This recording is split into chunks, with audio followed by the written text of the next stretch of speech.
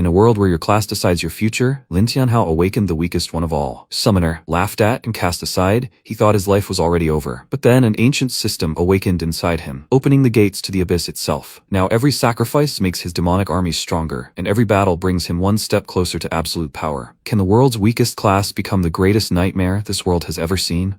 1,000 years ago, monsters from the Black Abyss invaded the world. It was then that the obelisks appeared, giving humanity hope for survival. Since then, humans have drawn power from the obelisks, allowing them to fight the monsters on equal terms. After numerous battles and strength increases, humanity finally managed to push the monsters back into the abyss and preserve their lands. People built their capitals near the obelisks, where, at an annual awakening ceremony, they select new fighters capable of withstanding the abyss. But the monsters still operate from the shadows. To defeat them completely, they still need the strength of the young. The school teacher delivered this speech at the 53rd awakening ceremony near the obelisk of Lingtian City. A crowd of students had gathered there to participate in the awakening ceremony. The teacher warned them that everything would soon begin. Soon the obelisk would assign them to classes based on their individual talents. And it doesn't matter whether they awakened as a fighter or a craftsman, they still have to contribute to Huaguo. One of the disciples exhaled. After 18 years of cramming, he could finally awaken. His friend hoped he'd get the warrior class, so he could immediately join the guild and earn a salary without straining himself. He chuckled and asked, did he think becoming a fighter was easy? Did he know that only 50% of them successfully transitioned to martial classes? He smiled awkwardly, and their friend told them to look at Lin Tianhao. It was time for him to awaken, but he was still sleeping. He was their biggest loser. At best,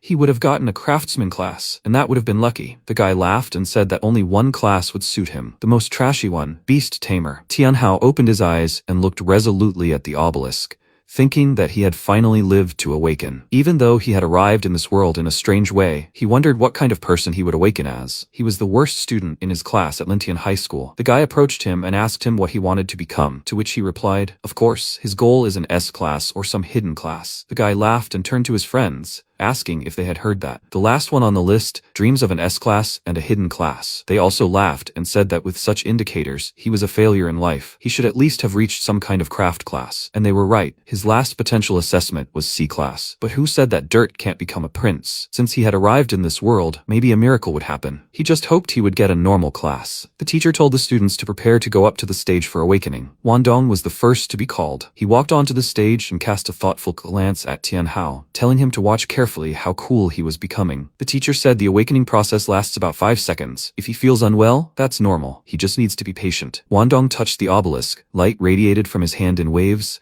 and the teacher joyfully said that, by the command of the holy light, the awakening was complete. He had become a warrior. He was very happy, but when he saw his rank, he was slightly disappointed. The teacher said that rank C is already above average. She hopes he will become a worthy warrior. He should report to the guild center of Lintian City as soon as possible. They will explain everything he needs there. He thanked her, and the girls squealed with delight. How handsome he is. He won't forget about them and will take them with him on raids, will he? A warrior is a stable profession, a real gravy train. He walked back to the crowd, waving at the girls, and bumped into Tianhao, smirking as he said that he was their underachiever. The MC thought, Wandong, as usual, never misses an opportunity to make fun of him. He was so sick of him. His friends crowded around him and asked why he was frowning so much. He should put on a simpler face. Wandong spread his arms out to the sides and offered his friends to go to a bar at his expense. He was in a good mood today, and didn't want some losers to ruin it. Tianhao thought, what kind of complexes do they have to take it out on him like that? But no matter, it's time for him to learn his own class. They passed by him, and the guy glanced at Tianhao, saying that he was afraid to imagine what kind of crap their poor guy would get. His friend asked if he cared. In any case, he was no match for them. The main thing was to stick with Wandong, and they would be fine. The guy agreed with him. Even if he'd gotten an S rank, he'd have ruined everything anyway. Tianhao was called onto the stage. He emerged from the crowd, and when he approached the obelisk, thought that any class would do, as long as it was a combat class. Even a mage or a support class would do. He prayed, then touched the obelisk and a powerful wave of light erupted from it. MC was already overjoyed. Maybe he'd finally stop being a loser. Even the teachers thought so. As soon as the light died down, the teacher sighed heavily and said, no matter what happens, he shouldn't worry. That's fate. He should prepare himself mentally. His class is a summoner. MC was upset, and the other students laughed at him. It was that same worthless class, the worst of all. Even though it's considered a combat class, but summoning is expensive and the effectiveness is so-so, a typical trash class. Poor Tianhao, he got a class even worse than a craftsman. Now life will definitely be hard. Suddenly, MC heard a voice in his head saying, awakening detected in owner. Binding, status, Lord of the Abyss. He can receive 1 random SSS class talent for every 10 levels. He was very surprised. He couldn't even imagine this. So by level 100, he will have 10 SSS class talents. After that, the teacher handed him a card, and the system said, SSS class talent selection is in progress. He received Demon Sacrifice. By sacrificing maximum health, which does not regenerate, you can instantly level up a summoned creature and demonize it, bestowing the power of hell itself. The demonized creature can still gain experience and level up in battle. He thought, the constant loss of maximum health is certainly a serious price. But the summoner himself doesn't necessarily need to engage in battle. The main thing is that the summons are strong. So, he just needs to collect equipment that only increases his health. The system gave him a hint. Every 100 points of maximum health gives him an additional summoning level. He thought that he currently had 1000 health points. If he kept at least 100 for himself, it meant he could immediately raise his summoning to at least level 9. Although it was still not worth the risk, he needed to use it carefully. The teacher smiled awkwardly and told him not to be upset. Even if the class was unsuccessful, there were always other paths in life. He thanked her for her concern, but he believed that everything would work out. She touched his shoulder and said it was good that he thought so. It was a shame, of course, that it turned out this way. A girl from the crowd laughingly said that if he was a summoner, perhaps he should think about a different future. But Tianhao wasn't upset. Usually, once you become a summoner, nothing will happen to you. But he would become the greatest summoner in this world. A few hours later, he returned home. His sister had just gotten out of the shower and showed up in a towel, eagerly asking him about the awakening ceremony. When he told her he had become a summoner, she became upset and asked, "Is that the class considered useless?" He confirmed this and dried her hair, and she told him not to worry. It was her turn to awaken next year. She would become a mage and protect him. His gaze fell downwards. He became embarrassed and threw the towel right in her face, saying, "Her brother summoner will still show what he is capable of. Let her just take care of herself, and that's all." She removed the towel and indignantly exclaimed that he was teasing her again, and he told her to give him some time alone. Let her play here for now. She drawled his name with displeasure, noticing that he was treating her like a child again, and he went to his room, reading the messages in the chat. The homeroom teacher asked all the students who had successfully awakened to gather in a preparatory group. He decided to go and see what was going on. They were all gathered in a large auditorium, and the teacher said that this time, the awakening results were quite good. 5 were assigned to the warrior class, 8 to the mage class, and 11 to the support class, and 1 became a summoner. Wandong laughed and said, "A trash class for biogarbage. Quite fair." His friends said that if he had been assigned that, he would have jumped out the window. The teacher said that Tianhao's situation was special. He had this book on summoning for beginners. It should help him. He took it and told him to come to him if he had any difficulties. Taking the book, MC smiled wryly. The book was quite dusty. It looked like summoners really were among the last ones here. He returned to his seat, and the teacher said that they had been gathered here today so that the school administration could collect accurate data on those who had successfully passed the awakening. Everyone who has awakened must be present, so they shouldn't disgrace him. Now they will move on to testing. The teacher was already waiting for them there. He ordered the testing to begin, and the mage was the first to go. He struck with a power of 73, a good result. After that, it was Wandong's turn. He struck with his sword with a power of 89, and the teacher praised him, saying that he would be the best this year. Next, Tianhao approached the power reading device and thought that the book the teacher gave him really did describe the basic summoning skill, but he had never tried it yet. He opened the book and hoped for a miracle, after which he cast a spell, and powerful currents of wind swirled around him, making everyone doubt that the summoner was a trash class. Dust filled the entire area. They all froze in anticipation, but after such a spectacular spell, only a slime appeared. MC stared in shock, and the students laughed. So much noise, and in the end it's a slime? It's so cute. Is he sure it can even fight? Someone else said that any monster would probably smear this slime with snot. The most it can do is clean floors. Tianhao himself was a bit perplexed. The slime climbed onto his leg, and he saw the stats of this formidable beast. Only 9 attack points. MC said discontentedly that tickling alone would do more, which upset the monster, and the teacher ordered everyone laughing to shut their mouths and look at the test results first. The device measured its strength at only 9 points, which even the teacher felt uneasy. He awkwardly told Tianhao not to be upset. 9 is still a mark. The others laughed, and he decisively asked the teacher if he could try again. He agreed, and then he decided to use his new talent, Demon Sacrifice. The system warned him that after the sacrifice, the summoned creature would be permanently demonized and would receive a level up. He agreed and, to start with, decided to spend 200 health points as a test. He was fiddling around with the system window for a long time, and someone asked why he was hesitating. He could repeat the test until he died, but it wouldn't help him anyway. As soon as MC spent 200 health points, demonic energy streams pierced the slime, and its appearance began to slowly change, turning into a monster. Everyone's mouths dropped open in shock. No one had seen anything like this before. The cute slime eventually turned into a demonic one, and its stats increased significantly. He ordered the monster to attack. It leaped up and struck the strength tester with all its might. The numbers began to change rapidly. Everyone held their breath, and then what they saw shocked them. Its damage was 120 points. One of the students grabbed his head and exclaimed, "This can't be true? Is this trash really that strong?" Even Wan Dong only had 89 points, and this loser had gone beyond 100. Wan Dong was shocked. How could this worthless individual have a higher score than him? Even the Huaxia warlord Fang Changyun had only gotten a 101, while Tianhao got 120. He said he'd taken the test twice, so he must have done something to the machine the second time. The others agreed with him. There had to be cheating. He'd started with a 9, and then suddenly got a 120. This was nonsense. Something was definitely fishy. MC thought, he did do something, but he definitely hadn't done anything to the machine. He'd only boosted his slime stats. The teacher pointed out that the students were right, then went to the machine, and Tianhao said he hadn't cheated. The man carefully examined the device, stared at the malfunctioning screen, and paused for a moment before waving his hand and declaring that the equipment had indeed malfunctioned,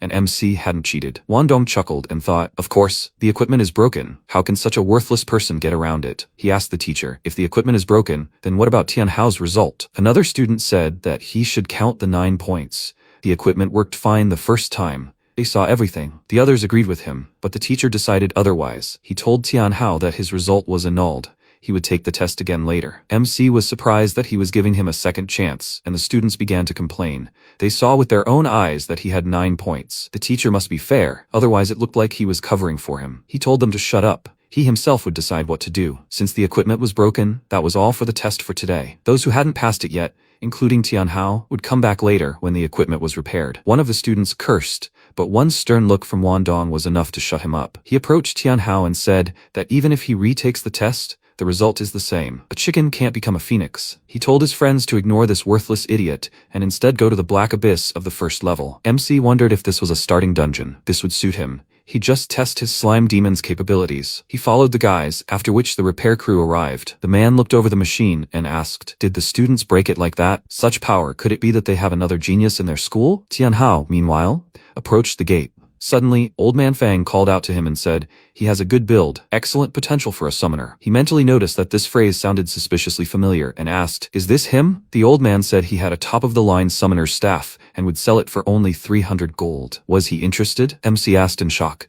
300 gold for this piece of wood? He was a robber, after all. The old man said he was actually offering it to him for 300 out of the kindness of his heart. He wouldn't sell it to anyone else, even for 3,000. Tianhao took it and immediately felt the staff truly radiating power. There wasn't even an association for summoners in this world. The equipment was rare, so it was worth taking. He decided to take it, and Old Man Fang reminded him of the 300 gold price. MC reached into his wallet and found only 92 coins. He smiled awkwardly and asked if he could take it at a discount for 92 gold. The old man muttered with displeasure, oh, these twists of fate. He snatched the coins from his hands and said, very well, he'll take this as a deposit. Tianhao was surprised. He had expected something different, and the old man said that 92 gold was only for him, not to sell the stick to someone else. He wants to buy it? Then let him go to the deepest part of the level 1 black abyss and bring him one valuable item from there. And then the stick is his. MC was indignant and wondered if this was an NPC quest. The old man gave him a note and said that when he reached the depths, he would understand everything himself. He suddenly grabbed his hand to put his fingerprint on the IOU, and he nervously exclaimed, isn't this too aggressive a sale? His fingerprint was already on the IOU. The old man told him to stop being indignant and go there quickly. The main thing is that he doesn't forget about the deal. A very upset Tianhao trudged towards the abyss. At that very moment, his class teacher approached the old man and called him Elder Feng, asking what he was doing here. Today, the equipment broke down and the test was cancelled. Maybe he should go back. The old man pointed at Tianhao and asked if he knew that student. The man told him about him, a boy with a difficult fate, a summoner, apparently, whose path would be difficult. The old man agreed. After some time, MC reached the entrance to the abyss, the cold valley. On a large platform in the middle of the mountain stood a rift, the very entrance. Tianhao quickly looked up the information about this place. The Black Abyss, level 1, also known as the Cold Valley, requires a group of 3 to 5 people, and the level limit is 1 to 10. If you try to enter above the allowed level, you will be eliminated by the overseer. He sighed heavily. The minimum number of participants in a team is 3, meaning it's impossible to get through solo. He opened the rankings. If you finish on the list at the end of the month, you can receive a generous reward. Fang Changyun was in first place. He received the newbie's golden chest armor as a reward, a powerful starting item that gives 120 points to his maximum health. And since his skill recommends having a huge amount of health, he should fight for such a reward. Wandong called out to him and asked why a loser came here. Was he hoping to pass the Black Abyss? Had he even looked at himself? He wouldn't even survive 10 seconds there. MC thought, don't they have a life of their own? Wandong told him to go plant radishes on the farm, and he in turn advised them to watch themselves better. His friend Zhang Yunfei chuckled and said, at least 3 people are needed to enter the abyss. He should actually go there first, and then they can talk. After that, Wandong raised his hand and said that he was a C-class warrior, and he had 2 E-class mages on his team. Who wants to join them? Everyone immediately rushed to him, asking them to take him on the team. He quickly picked a couple of people at random and headed for the rift. Judging by the excitement, the C-classes are already respected and admired here. They even plan to take first place in the rankings for the fastest time to complete the rift. As they were about to enter, Bones ejected from the portal, and everyone was horrified, except for Wandong and his friend. Yunfei told the new team members to keep up, 1 step to the side, and they would die. After that, they confidently entered the abyss, and Tianhao thought that Wandong and his duo were real jerks. Those two definitely won't make it out alive. Yes, death isn't permanent, but the price for resurrection is also hefty. It's better to go through everything without dying. That's the ideal option. He put his stats on display, and of course, everyone immediately fell for his S rank, but as soon as they saw his class, they immediately changed their minds, and no one wanted to join his team. He noticed Li Shui, a female bard with an E-rank talent, among the crowd. It's a shame, but this class's team buffs only start working at D-rank. MC noted, judging by her appearance, it looks like she's been waiting for someone for several days. He approached her and offered to join their team, which surprised her greatly. She never thought anyone would even say that to her. He extended his hand with a smile and said that he wanted to compete for the rating, but no one would take him on a team. Wouldn't she like to go with him? She thought. An S-class summoner wants to get into the rankings? It's impossible. Although he's so handsome, it would be a shame to miss such a chance. She shook his hand and they introduced themselves to each other and formed a group. He said that when they entered, he would take care of clearing the monsters and she should just try not to expose herself. She was very happy and asked if he was worried about her. She would try to protect herself and not cause him problems. Now they needed to find one more person. At that moment, that same Su Qinger, the local beauty, the cold goddess, the queen of the school, appeared at the entrance. All the guys started drooling over her and tried to invite her to their team. But in vain, this only irritated her. Tianhao looked at her somehow sullenly. She turned sharply to him and thought, isn't he that Tianhao, the worst one from their school? Did he really become a summoner? Summoner is a trash class. If she joins his team, everyone will leave her alone. He got a little nervous because she was staring at him, and then she suddenly turned on her sweet side and ordered him to immediately put her on the team. The guys were furious and shocked, and MC was simply confused. Qinger poked him in the chest and said that she was talking to him specifically. The guys grabbed their heads and started tearing their hair, asking why a goddess wants to join some trash summoner. Tianhao was a little upset, because now he would be hated even more. Qinger turned to the guys irritably and asked, can't they see that she is already on the team? Let them get out of here while she is nice. After that, she went to the rift and told the two to follow her and quickly, because she still has a lot of plans for today. The MC stopped her and asked why she'd even decided to join them. She firmly told him that if she wanted to get into the rankings, she needed 2 dummies. With their help, she'd take first place, and no one would dare humiliate her anymore. They remarked that it was a bit rude, after which she asked with displeasure, why are they standing there? Tianhao winced, thinking the process would be difficult, and Li Shui asked doubtfully, so there would only be 3 of them? The MC replied that there were no other suitable people right now. If it became dangerous, she should disengage from the battle and simply retreat. After passing through the portal, they found themselves in a winter region, and Qinger noted that it was quite cold here. Tianhao agreed with her. The cold was terribly cold, and the warm clothes he bought weren't helping at all. Li Shui hesitantly said that she could create a basic protective aura against the cold, and played a few notes on the lyre. They instantly felt warm, and Qinger even praised her. They continued on, and MC said, since they've decided to fight for a place in the rankings, then they need to hurry. Very soon they encountered their first monster, a rotten wandering wolf. Imprisoned in the depths of a cold valley, the beast's soul, deprived of peace, found refuge in a decayed body, wandering among the ice, driven by eternal torment. Its only skills are spreading plague and weakening howl. Qinger stepped forward and said with a grin that this wolf appeared just in time, an excellent option for a warm-up. She took the form of a beast, a cat spirit, which caused her to get on all fours, and Tianhao was surprised. They had never seen the druid class in action before. Qinger rushed to attack and the wolf rushed towards her. She deftly and quickly delivered several blows, each one stronger than the last. MC thought, the damage accumulates, meaning her claws leave a bleeding effect. Li Shui was delighted with her skills, and when Qinger received a reward for defeating a monster, a wolf pelt and a wolf fang worth a total of 30 coins, she gave it to the bard as thanks for the cold protection charm, as she doesn't like to be in debt. The girl was very happy, and then they continued on. On the way, they encountered 3 more wolves. Chinger ran towards them, quickly dealt with them all in one go, and, noticing a wound on her shoulder, thought in surprise, 3 at once? It was still a bit difficult for her to handle, but she should take first place in the rankings. Li Shay approached her worriedly and told her to wait a bit.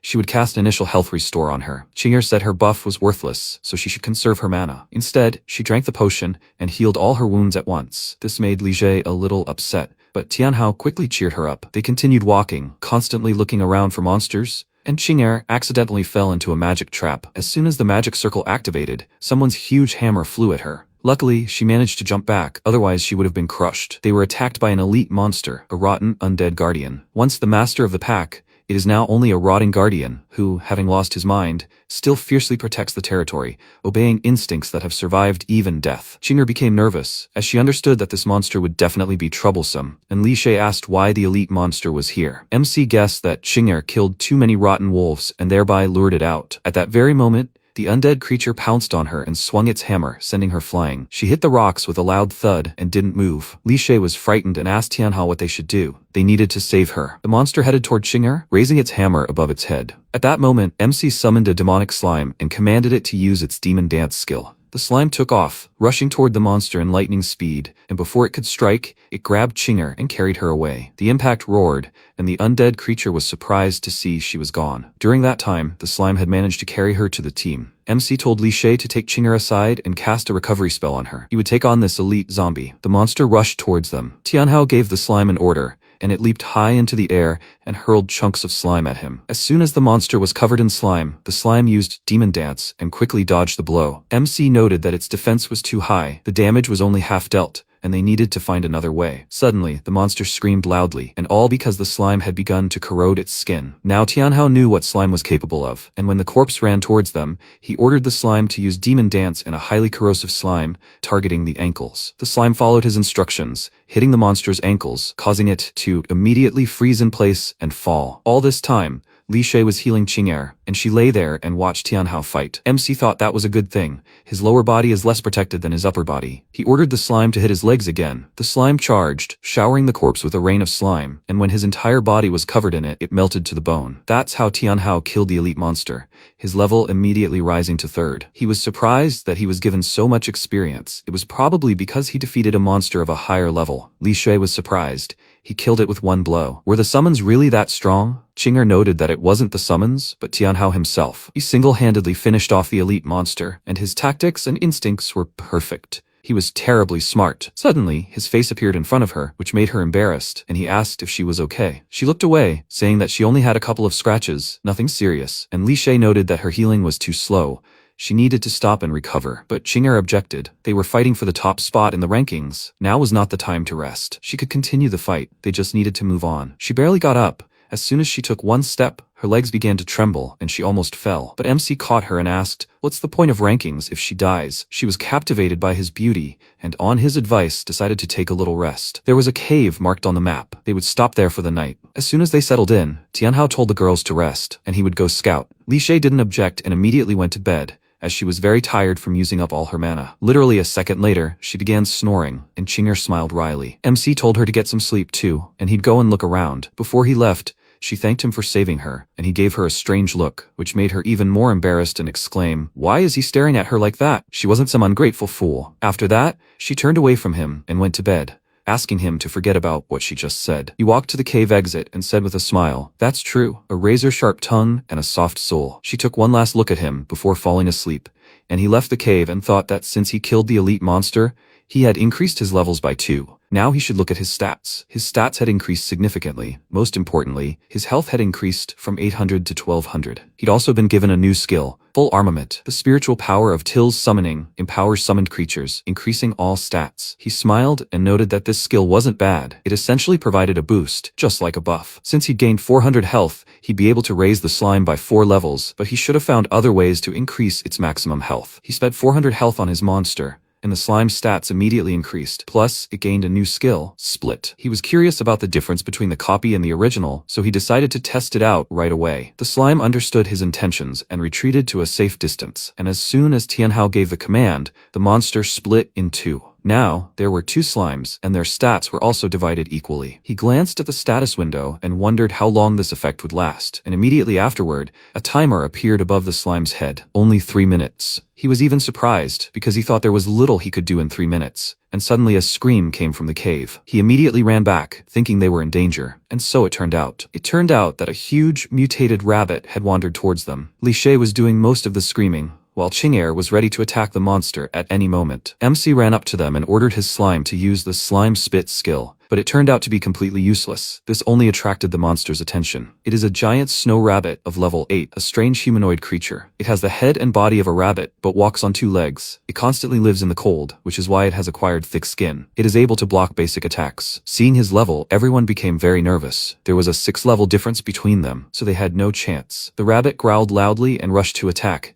and Qing'er warned Tianhao of the danger, but he wasn't afraid. It was just some rabbit. The slime opened fire on the rabbit, but it was not only agile but also smart. It spun around, scattering clumps of slime in all directions, then approached the slime and kicked it, throwing it aside. He quickly caught up with it, grabbed it, and then slammed it into the ground. The poor slime was kicked around the entire cave, and MC finally ordered it to retreat, using Demon Dance and a highly corrosive slime to do so. Having escaped the monster's grip, the slime rushed toward its owner and began moving in a zigzag pattern, trying to block the rabbit's path so that it would step on the slime and had its legs corroded. The girls were surprised. What kind of monster was this? And why was it so fast? Qing'er told him it was one of the most dangerous monsters in the Cold Valley, a giant snow rabbit. Many squads had already died at its paws, but they hadn't entered its territory. Why did it attack them? Li Shay noticed that the slime couldn't hit it. It was simply dodging attacks. Maybe they should intervene and help. Tianhao became nervous. He knew things were really bad, and the demon dance was still on cooldown. He ordered the slime to return quickly, but every time it tried to distance itself from the rabbit,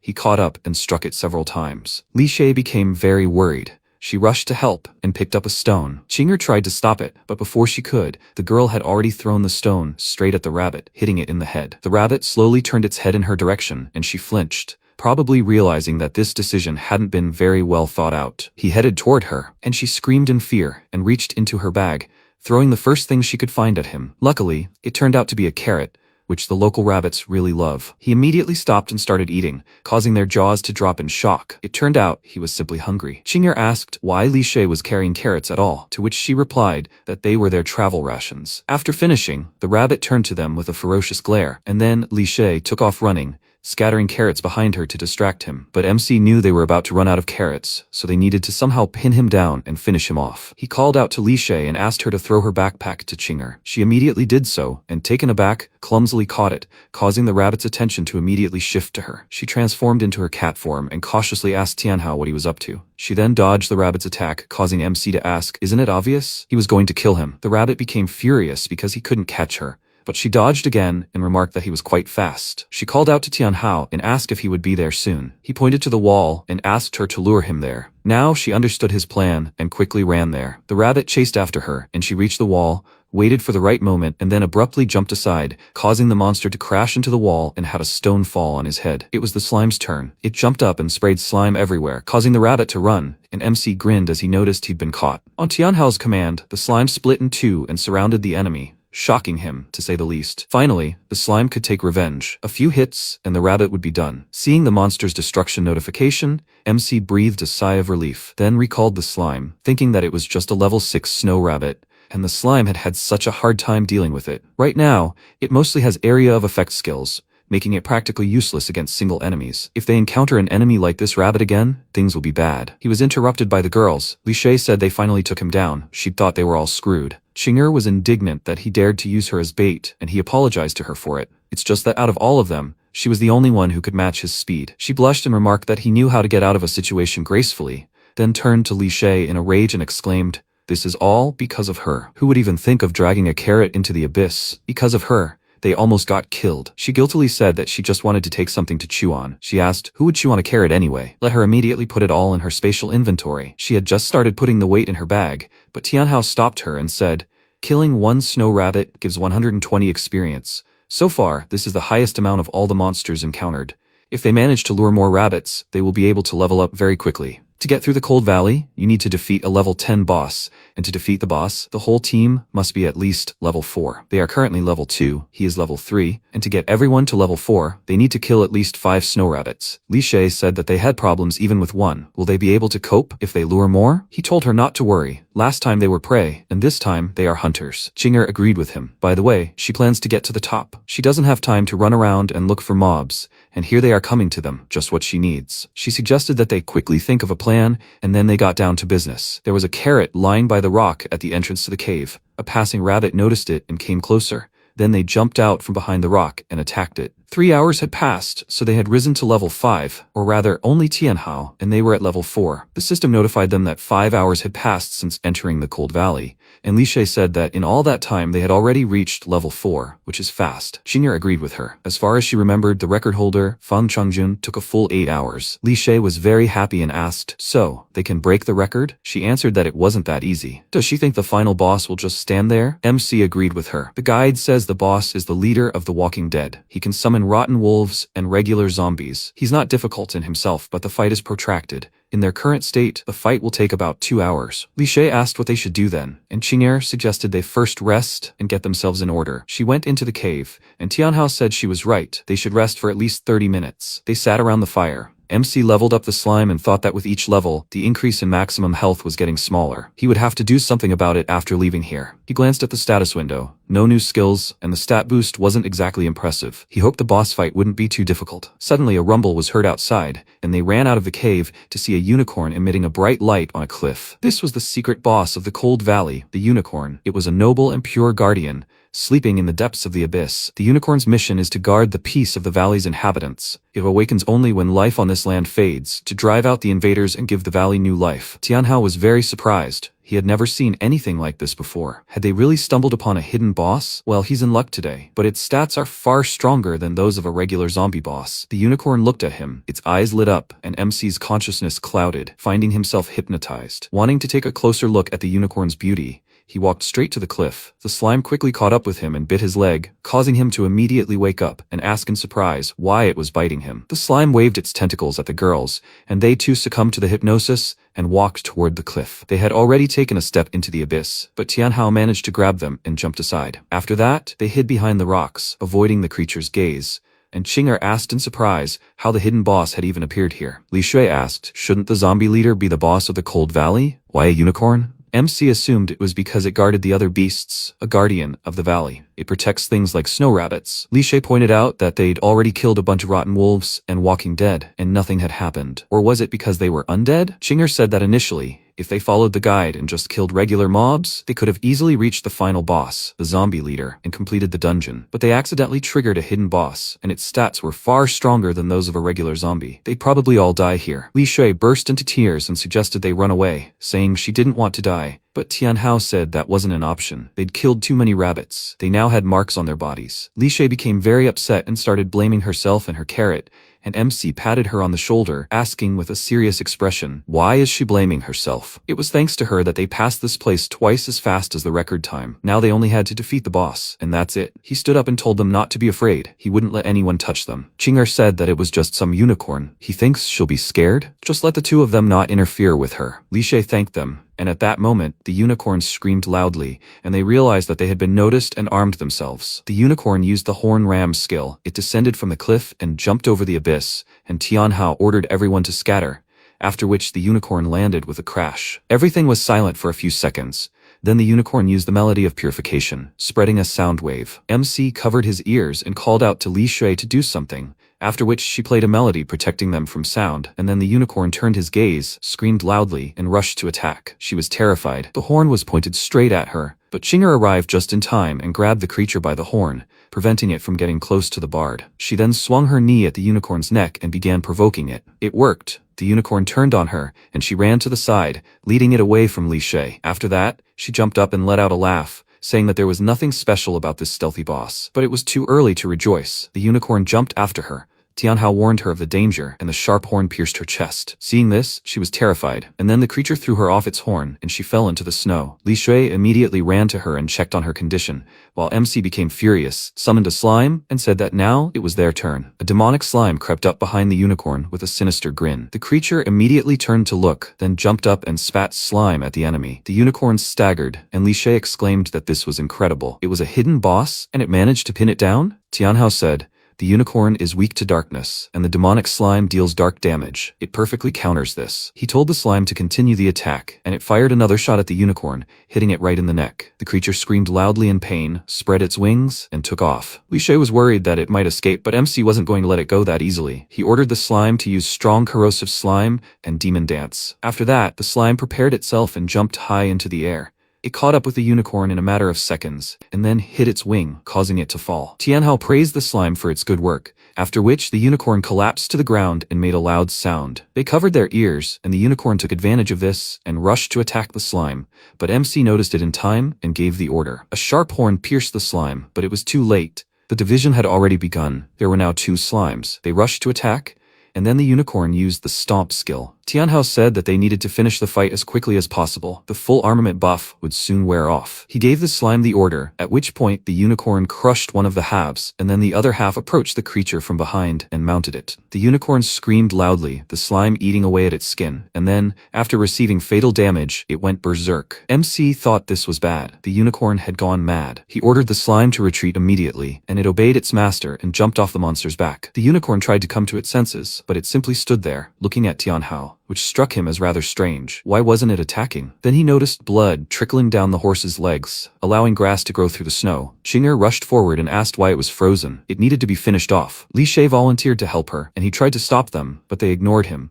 And Qing'er exclaimed that he was hesitating, and she had to clean up after him. He became worried, and then she delivered the finishing blow. The unicorn howled. She saw tears in the beast's eyes and unconsciously took a step back, asking in shock, "Is it crying?" After that, a bright beam of light shot from the unicorn's body into the sky, accompanied by a piercing scream. The mountains trembled, stones fell from the cliffs, and one of them almost crushed them. But the slime protected them, absorbing the boulder and turning it into a holy stone. MC was glad that his monster had succeeded. Then, the rest of the stones tumbled from the peaks, and he cursed, saying that everything here is collapsing. He warned the others of the danger. A stone fell next to Li Shui, and she stepped aside with a frightened scream. Another stone was heading for Qing'er. She immediately reacted and cut it in half, and then, passing the rest of the stones, ran to Tianhao. The slime covered them with itself, and Qing'er exclaimed, "What's happening here? Why is everything collapsing?" MC said that the protector of this area had fallen, and the magic was beginning to dissipate, which was bad. Seeing a rock flying at the unicorn, he ordered the slime to split and protect it. A smaller slime grew from the slime, immediately headed for the unicorn, grabbed the rock, and absorbed it. The creature then covered it with a dome, protecting it from the rockfall. The unicorn coughed up blood. The avalanche immediately stopped, and Tianhao suggested the others take a look at the unicorn. They approached it, and Qing'er, surprised, asked how this was possible. MC explained that unicorn blood has healing properties. Upon contact with the ground, it began to regenerate. The unicorn twitched and tried to get up, and Qing'er exclaimed that they needed to kill it immediately and get out of the abyss. Tianhao stopped her, and she angrily asked why he was stopping her. Li Shui also noticed something was wrong with the creature, and Qing'er asked in surprise, "Is she in cahoots with him?" MC realized the creature had just wanted to show them something, and then suddenly the unicorn began to twitch its legs and scream loudly, frightening the girls. Qing'er said they couldn't wait any longer. They had to finish it off now. Tianhao asked her to wait, and she exclaimed that she had already said they couldn't drag it out any longer. The unicorn coughed up blood again, and something long and hard struck its stomach from the inside. It burst out, and a foal emerged, and the unicorn died. The foal couldn't walk properly yet, so it fell, and grass grew out of the snow. Qing'er became worried and decided to nip the problem in the bud, because if this monster were to reincarnate, it would be bad. MC suddenly jumped out in front of her, just as she was about to swing, causing her to accidentally cut him with her claws, leaving a bloody streak on his cheek. Drops of blood fell on the foal's horn, causing it to glow. Qing'er ignored this and grabbed Tianhao, indignantly asking what he was doing. Suddenly the foal spoke, saying that a contract had been concluded, after which it turned into light and penetrated Tianhao's head. A status window for the unicorn, his new summon, popped up in front of him. He was transported to the space where the foal was sleeping, and he thought with a smile that he knew it all along. This unicorn was a female trying to protect the cub in her belly. Only he didn't expect that a contract could be made with a cub. Now he had a second creature. He returned to reality, and Qing'er asked in surprise, "Where is the unicorn?" Suddenly, everything shook. The ground began to crack, and Qing'er, grabbing Li Shui's hand, ran with her to the exit and turned to Tianhao, asking why he was standing there. He gave the dead unicorn one last stroke and promised to take care of her cub, after which her body disappeared, and he received rewards for killing it. A horn, a mane, unicorn blood, and a reward chest for completing the Cold Valley. Everything around him was collapsing, but he decided to spend time checking the system window instead of escaping, and the rankings began updating. He froze and the girls called out to him, worriedly asking what he was doing. They needed to leave quickly. Because he hesitated, the ground eventually collapsed, and he fell into the abyss to the worried cries of his companions. The system offered him the opportunity to exit the dungeon, and as soon as he pressed the yes button, they were all teleported back to the entrance. Li Shui breathed a sigh of relief. She thought she was going to die. MC fell nearby. Qinger ran up to him, worried, and grabbed him by the collar, about to give him a couple of punches, but he was saved by the system's announcement of a ranking update date. Everyone was curious about who was now on the list, and most were certain that this team definitely hadn't taken first place, as Fang Chanyan's record was unbreakable. The portal lit up, and one of the awakened pointed it out and said that someone had emerged, probably the ones who broke the record. The guy noticed that another team had just emerged. Why wasn't it them? His friend called him a fool. They'd flown out as if they'd been trampled into the dirt, so it definitely wasn't them. The guy said it was logical and suggested they run to the other team before they missed their chance to join the strong. Qinger was extremely angry. She was about to start a fight, but her companions held her back. Finally, the second team came out. It was Wandong and his friends. He immediately noticed Tianhao and approached him, saying that he didn't expect such a good-for-nothing guy like him to get out alive. He was probably just forcibly thrown out. He looked at Qinger and asked, "Isn't that the school's beauty? How did she even end up on a team with this idiot?" Zhou Dashan agreed with him. It would be better if she joined their team. She rudely told him to shut his dirty mouth, and Yunfei got angry and exclaimed, "Has she completely lost her fear?" Wandong ordered him to move away from her, and then asked Tianhao, "Does he now see the difference between them?" He smirked. Of course he sees the difference. After all, he is on top, and he is a worm swarming in the ground. Wandong got really angry and grabbed him by the collar, shouting in his face. What did he say? A notification sounded, and a ranking update message appeared in front of every awakened person. Lin Tianhao was currently ranked first. Everyone was shocked. Wandong immediately dropped him, and someone exclaimed, "Fang Chunyan has held the top spot for 3 years. Has he finally been pushed aside?" They immediately decided to meet the new war god, while Dashan said that couldn't be true. He was just a loser. How could he be in first place? Yunfei exclaimed that he had cheated again. That scum had definitely cheated again. He'd already cheated on school tests before, and now he'd manipulated his rankings too. He was just a pathetic cheater. His words made others doubt Tianhao's abilities, and someone called them fools. This is the Black Abyss ranking.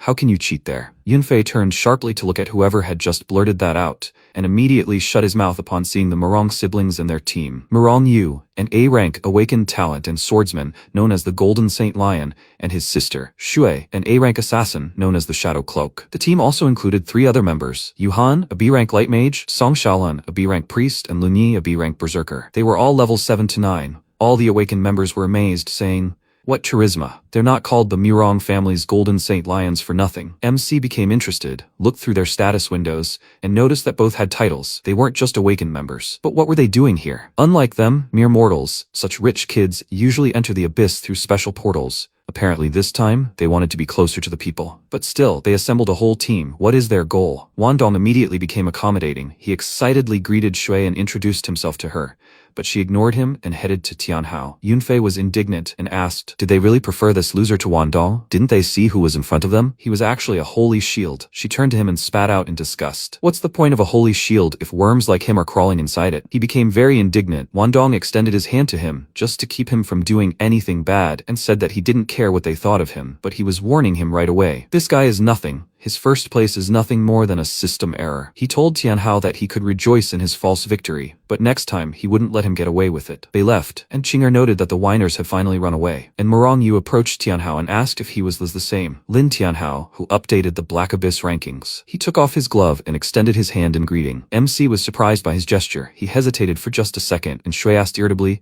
"Are you stupid? Can't you see that her brother wants to say hello?" Yu asked his sister not to interfere, and MC felt awkward. He wanted to shake his hand, but Qinger grabbed his wrist and asked the guy with displeasure, "Are you blind? Can't he see that he's already on her team?" Yu was getting annoyed and asked her to step aside since he wasn't speaking to her, but she refused and led Tianhao and Li Shui along. Shui stood in her way and said that she didn't like beating around the bush either. They only wanted him. One of the awakened asked, "What's going on? Is the Murong family trying to lure a summoner?" The guy said he wasn't an ordinary summoner, but the same awakened who broke the Black Abyss record. It's no surprise that the Murong family wanted to break the record too. With him on their team, it really is the shortest route. Xing'er firmly declared that she wouldn't let them take him, because if Tianhao left with them, her newly broken record would be immediately reset. Yuhan asked her to step aside, but he was already on edge, and someone said, "No doubt, it will be much easier to fight with the Murong family team, and it will be easier to level up with them, especially since they had 2 A rankers and 3 B rankers on their team." Li Shui took Tianhao's hand and asked, "He's not really going to join their team, is he?" You suggested they ask Tianhao themselves. They had no right to decide for him. He approached him and said with a smile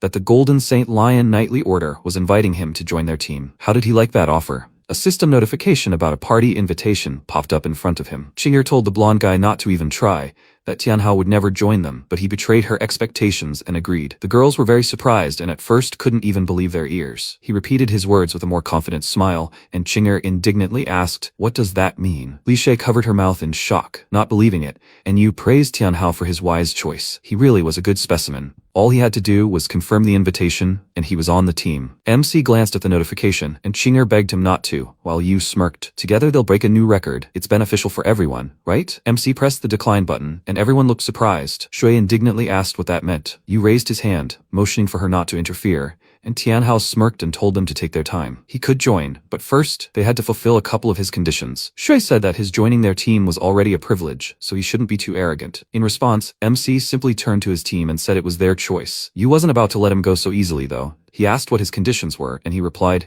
"It's simple, really, a trifle. First, after entering the Black Abyss, everyone obeys only him. Second, no one has the right to take his experience without his permission. Third, all the loot from killed monsters goes to him." Shui didn't even expect that, and the other awakened said it was just plain impudent. But they need a summoner, so the conditions aren't too strict. If they agree, then the Murong family will obey the summoner. If not, then they won't be able to enter the rankings. MC asked with a smirk, "What's their answer?" If they accept his conditions, he'll join the team immediately. Xiaolan told the captain that they can't agree to that. He doesn't respect them at all. Xing'er glanced at Tianhao with a satisfied smirk and then asked them, "What? They don't like that? Then let them try to enter the rankings themselves." People said they were so insolent to treat the Murong family like that, although since he broke Fang's record, he holds all the cards. Lun Yi was furious. He was about to teach this upstart some respect himself, and the captain ordered them all to stop and let them remember why they came in the first place. If he doesn't want to join the team, then why are they trying to humiliate him? MC pointed out that this would be unnecessary, and Shui clicked her tongue in irritation. Yu himself was barely holding back and said, "So what, some Cold Valley ranking, but he shouldn't get so arrogant, otherwise he'll end up badly." He turned and left with the team, and Xing'er waved after them, telling them to get out of here already. Shui glanced at Tianhao and reminded him of this prank. MC warmed up and suggested that the girls enter the abyss again to level up to 10, and suddenly, he felt a chill run through his body. The two asked in a rage. He wasn't planning on joining them, was he? How dare he toy with their feelings? They already thought he really was that heartless and traitorous. After that, they gave him a good beating, then went to get supplies and ordered him to wait there. After that, he stood up and cursed. He was in so much pain. It would be better if they beat monsters like that. There was still more than an hour until the next login. He needed to find a place and rest a bit. He went into the forest, checked the status window, and thought that the experience from defeating the unicorn had just allowed him to rise to level 6. By the way, he still didn't know what the unicorn he had signed a contract with was capable of. He decided to summon it and check it out. A magic circle appeared in front of him. He commanded the unicorn to appear, after which there was a bright flash. But when the light disappeared, he saw only fog in the place of the magic circle, and nothing more. He burst into tears, wondering where his horse was, and the system notified him that the summoning had failed. He should check the status of the summoned creature. He scratched the top of his head in confusion, opened the unicorn status window, and the system said that the summoned creature had not hatched yet. Did he want to start hatching? He clicked yes, after which the system said that there were 3 days left until hatching. He was upset, but all he could do was wait, and then he remembered he hadn't checked his rewards yet. The system informed him he had a chest for completing the Cold Valley. Opening it would give him a random item, equipment, materials, or potions from the Black Abyss. Did he want to open it? He had just decided to open it, but he received a letter, a reward for setting a historical record for completing the Cold Valley. He received the title of Fastest Man, which was immediately clear that it wasn't a very good title. He would be laughed at for it, but that didn't matter now. He opened the reward pack, and 2 chests appeared in front of him. The first contained Guardian Armor and 2 small experience potions. He was happy with the equipment and decided to check the other chest, and it contained a necklace of ice, silver tier equipment that increases mana and a little spiritual power, grants +5 cold resistance, and reduces the slow effect of cold by 15%. The chest also contained a medium experience potion, worth 15 points, and a medium recovery potion, which restores health by 150. Tianhao was pleased with the reward. Equipment is divided into 9 ranks: normal, bronze, silver, gold, platinum, diamond, radiant, legendary, and divine. He didn't expect to immediately receive a silver-ranked item. That was luck. He decided to equip it right away and immediately felt the changes. That's what equipment means. His stats also increased. He still had 2 attribute points left, so he decided to upgrade his full armor skill to 3. Now, protecting summoned creatures requires even less spiritual power, and the summoned creature's stats are doubled, lasting 200 seconds. He was very happy. Now dungeons will take less time, and then comes the slime upgrade. The slime's level increased to 9, and after that, he received a notification, 6 levels left until the next evolution. He was very surprised by this news. He hadn't even thought slimes could evolve. He got excited because evolution meant a new skill. He decided to check it out quickly. There weren't any details written about it, but that didn't bother him at all. It was easier to just try it. He pressed the button, and his health decreased by 500. After which streams of demonic energy began to emanate from the slime, and a bright beam of light shot into the sky. MC was nervous for a second, but from the tornado of light and energy, a transformed slime emerged, the sight of which surprised him greatly. Meanwhile, the girls approached the rift. It was already time to gather, and Tianhao was nowhere to be found. Li Shui approached her, sat down on the floor to rest, and said they could check his location through the squad panel. Qinger didn't think of this right away, and when she opened the map, she saw him in the forest and asked what he was doing there. She suggested that Li Shui go and find him, and she, taking a huge bag of apples, tiredly ran after her. They were already at the entrance to the forest. At this time MC saw his new slime, who turned out to be a girl. Since she appeared before him without clothes, he was very embarrassed and looked away, asking why she was naked. Seeing her owner, the slime ran to him on all fours, and then jumped high into the air and threw herself into his arms. She knocked him to the ground, and what Tianhao was so embarrassed about appeared right in front of his face, and she didn't even understand what was going on. He abruptly grabbed her hand and stood up, exclaiming, "Even if he wanted to, what kind of pervert do you have to be to do this to your pet?" He took a t-shirt from his inventory and threw it into her hands, but she didn't understand what to do and simply absorbed it. He slapped himself in the face and called her an idiot, saying she needed to put it on. She didn't know how, so he had to put it on himself. He pulled the shirt on her and wondered if he would have to play the father role now too. He saw the slime open a status window that listed the stats the shirt boosted, and he wondered, so the summoned creature could wear gear like a normal fighter? Maybe it was because she was now humanoid? He hadn't looked at her new stats after evolution, so he decided to look at them right now. In addition to increased stats, she now had 2 skills. One was an area of effect attack, and the other was a single target attack. Corrosive acid rain slime. By detaching a body part, it creates a cloud and releases acid rain on the target area with a strong corrosive effect, causing continuous damage. Demon's Embrace. Once the target is entangled in acid-covered tentacles, they will experience true torment, akin to hellish torture. This one deals high damage per second to the target. MC noted that this area of effect skill is apparently a level-up skill, while Demon's Embrace is learned during evolution. Both skills are very cool. He should definitely try them out later. Meanwhile, the girls were looking for him everywhere. Qinger had already started cursing, and seeing that they were very close, she told Li Shui to keep up. He was somewhere ahead. Qinger peeked out from behind a tree, telling Tianhao that they had finally found him, but seeing a little girl next to him, she froze. Li Shui just approached her and sighed heavily from exhaustion, and when she also saw the girl, her face immediately turned red. Qinger indignantly called out to Tianhao and asked what he was doing there. He was startled by the suddenness and asked what they were doing here, and Qinger exclaimed in displeasure that they were looking for him all over the forest, and he was doing something here with a little girl. Realizing what they were thinking, he was horrified, after which Qinger hit him on the head a couple of times, and when he explained everything to her, she irritably asked how she was supposed to know that it was already an evolved slime. He exclaimed that she didn't give him even a second to explain, after which he called the slime away and asked what they were even doing here. Qinger answered him that the gathering time had long since passed. If they hadn't come for him, they wouldn't have ended up in the Black Abyss. MC scratched his head in confusion and, looking at the time, said that he was resting there and completely forgot about it. After that, they entered the abyss again. Meanwhile, Moralnew's group and the others were walking through the cold valley. Shui told his brother that they had already cleared everything here, but it still hadn't appeared. He looked at his reflection in the blade with a grim expression and said, "It looks like someone got ahead of them. And who is capable of clearing dungeons so quickly?" Yu Han asked the captain what they were going to do now, and Lin Yi said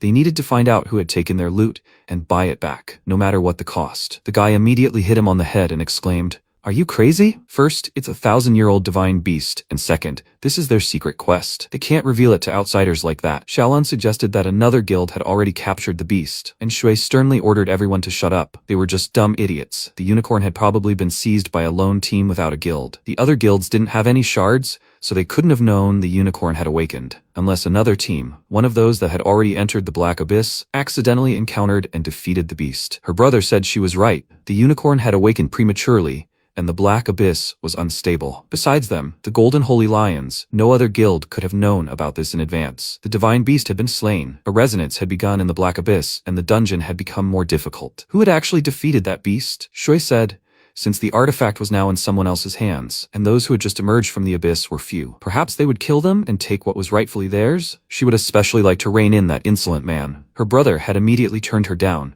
After all, they were the Order of the Golden Holy Lion, and they didn't engage in senseless slaughter. Besides, if he had defeated a hidden boss, it meant he was no easy opponent. He glanced into the distance and wondered if this could really be the same summoner who had recently set a record. His sister wanted to object, but he cut her off immediately and said that they would first return with a report, and then they would decide everything. Let them follow him back to the guild. He plunged his sword into the thick ice, after which they emerged from the abyss, and at the same moment the three entered. Li Shui immediately cast a cold spell on them, and Qing'er said that they acted quickly this time. She went ahead. Tianhao said that she was such a conceited person, and soon they reached the forest. She said that the first rotten wolf appears here. It's time for a warm-up. She heard sounds, immediately transformed into cat form, and told the beast to be ready to be torn to shreds. 5 stray wolves jumped out at them at once. Seeing them, they became confused, and MC thought, the number of monsters at the first spawn point has increased by 5? That's strange. Qing'er asked, so what if there are 5 of them? She will destroy them with one blow. With these words, she rushed to attack, and when she ran very close to them,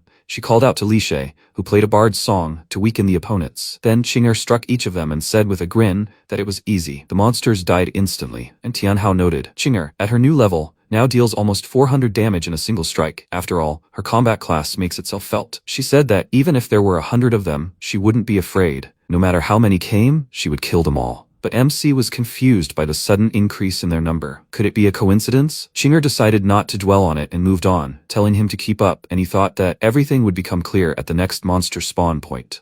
When Tianhao looked around, he said something was wrong. Qing'er turned to Li Shui and told them to keep buffing her, as she was about to destroy everyone herself. Li Shui responded positively, but Tianhao told them to wait. He didn't understand what was happening, and Qing'er shouted for everyone to calm down. Suddenly, a huge pile of snow fell right in front of them, and from it emerged an incredibly huge monster. This creature emitted dark magical power, and Tianhao remembered they had been hiding behind the snow. It was a hunting trap, after all. At that moment, a swarm of monsters surrounded them, and Qing'er asked why there were so many. Li Shui, frightened, wondered what they should do now. He remarked that this didn't seem like a coincidence like before. Had these creatures really learned to think? At that moment, a bright explosion occurred, and the girls were thrown aside. Tianhao was shouting to be careful when he suddenly stopped, and using his magical powers, stood in front of the monster. The creature began attacking him from behind, and the girls screamed that things were bad. When they saw the monster's huge, gaping mouth in front of them, Tianhao grinned and summoned a slime demon. At that moment, everything was illuminated by a bright purple light, and the knights didn't understand what was happening. The ground suddenly began to tremble. They should watch what was happening at the entrance. People were screaming and asking for help, and numerous skulls and various body parts fell out. The terrified knights screamed in horror, and some immediately vomited at the sight of what was happening. They didn't understand what the hell was going on, and one of the destroyed guys, with blood in his mouth, said that a breakthrough had begun in the Black Abyss. The man asked, what does that mean? What was he even talking about? What did it mean? A breakthrough in the Black Abyss has begun. But this guy died right in the arms of a man who saw a system window in front of him and reported, fallen fighter, transfer to the Hall of the Dead, count down to 5. He couldn't understand how this was even possible, and looking around, realized there were a lot of skeletons and dead people around. They were all dead, every single one. At that moment, skulls continued to emerge from the magical portal, and they had a bunch of skeletons again. People looked at the system windows and screamed. What's going on? Has the Black Abyss difficulty changed? The current difficulty was a nightmare. They definitely can't handle this level. They need to report this to the mayor immediately. After all, a breakthrough had begun in the Black Abyss. One of the guards screamed in terror while Tianhao extended his hand and summoned a slime demon. The monsters attacked him with incredible speed, but when Tianhao closed his eyes, he managed to shake off the attack and the assault thanks to his spell. The surrounding area glowed bright red, and the monsters looked on in surprise as a huge number of them were destroyed with a single blow. Tianhao rose into the air and grinned at them with his skill. Qing'er asked in surprise, is he really that strong? Li Shui confirmed, that's powerful. Tianhao told the two of them to retreat. Li Shui shouted that they didn't need to be asked twice, and Qing'er exclaimed that they believed in him, champion, and waved goodbye. For some reason, she felt like the monsters had gotten stronger. Could he handle it alone? Li Shui shouted, roast those monsters, Commander. When Tianhao was left alone, he suggested the monsters attack him now. They became enraged and opened their mouths to pounce on him, but they failed as one monster after another was sent flying in different directions. Tianhao ordered them to dismount and push them back, and moments later, the creature destroyed them with a single blow. They didn't know what to do, as the commander was pinned down from both sides, but Qing'er reflected that these men were much stronger than ordinary wolves, and Tianhao was now in serious danger. Tianhao tensed and shouted that he was defending him, and while he continued to control the creature, he succeeded perfectly. The monsters began to bite the slime, causing the girls to become terrified and exclaim, "Damn!" Li Shui screamed, "Look, their health is depleting. This is simply amazing. Schultz deals damage on contact, and these leaders will be finished." The monsters roared loudly in pain and terror, but continued to break through the slime and gnaw at it. Qing'er screamed that this couldn't be happening, after which the monster's health finally decreased. Tianhao muttered, "This is interesting. What should he do?" The defense was broken. He shouted at Li Shui to heal him quickly, and at that moment, she shouted, "Okay." When Tianhao appeared around the trap again, he shouted, "Hurry up, they're already close." Qing'er used her powers and gave him these bonus values. Tianhao looked around and asked, "Coordinated action again?" So his guess was correct. The monster tried to strike directly at him, and Li Shui shouted at him to watch out, but Qing'er pushed her aside and screamed, "Have she gone mad?" Li Shui said in bewilderment, "Tianhao was there after all." Qing'er fearfully said that she'd think of something, and then abruptly turned away, wondering if she really had to use it. She held a potion in her hands. The name was Energy Potion. The effect was that after using it, the body temporarily increases in power for 1 minute, and after the effect ends, she takes double damage. With shaking hands, Qing'er decided she didn't care and would do it. Tianhao smiled and allowed the slime to attack again, and at that moment, the monsters were thrown aside. The girls were stunned by what they saw and were surprised to see the rotten wolves thrown aside. A moment later, Tianhao destroyed them all, using the demon's embrace. Raising his hand, he clenched his fist and dealt even more damage to the creature, which incinerated them to the bone. The system reported that a rotten stray wolf had been killed and experience gained. Li Shui rejoiced and cried out, "Yes!" Qing'er realized that he had crushed a level 10 wolf king with his bare hands, and this was incredibly amazing. One of the wolves shook in pain and terror, and another monster grabbed a weapon and began smashing the ground. Then the monster grabbed its friend and lifted him from his knees. The girls were left in danger, and the system reported a combo attack, a rotten hammer storm. When the monster used its magical powers, Tianhao was surprised. What the hell was that? A whirlwind of rotten corpses? Qing'er realized it was a combo attack. Monsters at the entry level of the Black Abyss should be able to use such items. After combining their defenses, the attack surged, and Tianhao definitely couldn't withstand it alone. She shouted at him to be careful, and at that moment, a huge purple vortex engulfed everything around him. The slime held incredible power, and he shouted for action. A moment later, the two of them tried to shake off the attack, and Li Shui screamed in fear that he was about to die. What should they do? Qing'er grew angry and thought that he hadn't yet received her permission to die. She then drank the potion, and at that moment, her entire body ignited with incredible force. She emitted incredible energy, frightening Li Shui. She transformed into a bear-like beast, then approached the monster and began to destroy the vortex. Li Shui asked, "Is she a bear?" At that moment, she looked at her in fear and suddenly fainted from fear. Qing'er replied that she didn't expect this potion to help her awaken her white bear form, after which she realized there was no time to waste as Tianhao was in danger. She used her white bear form, then rushed to attack and began to roar loudly. Tianhao was surprised. "Are they kidding me? There's a bear in there too?" He ordered the slime to retreat, after which Qing'er continued the battle and destroyed the monsters. Tianhao screamed, "That's all." It looked like he was definitely going to die here today. But suddenly his expression distorted, and he was surprised to be unharmed. He turned around, and Qing'er screamed, "Why is he frozen? He should quickly attack him now." He was surprised that it was her, and asked the slime to use Demon Embrace. At that moment, his powers spread everywhere, and Qing'er said, "So that's how strong he is." She fell to the ground while the monster tried to avoid the attack, and she shouted at him, "Hurry up, it's preparing a combo attack again." Tianhao asked, "Does it think he'll let the same technique be used twice?" At that moment, he summoned the slime again and directed his powers toward the monsters, capturing them. Then, he clenched his fist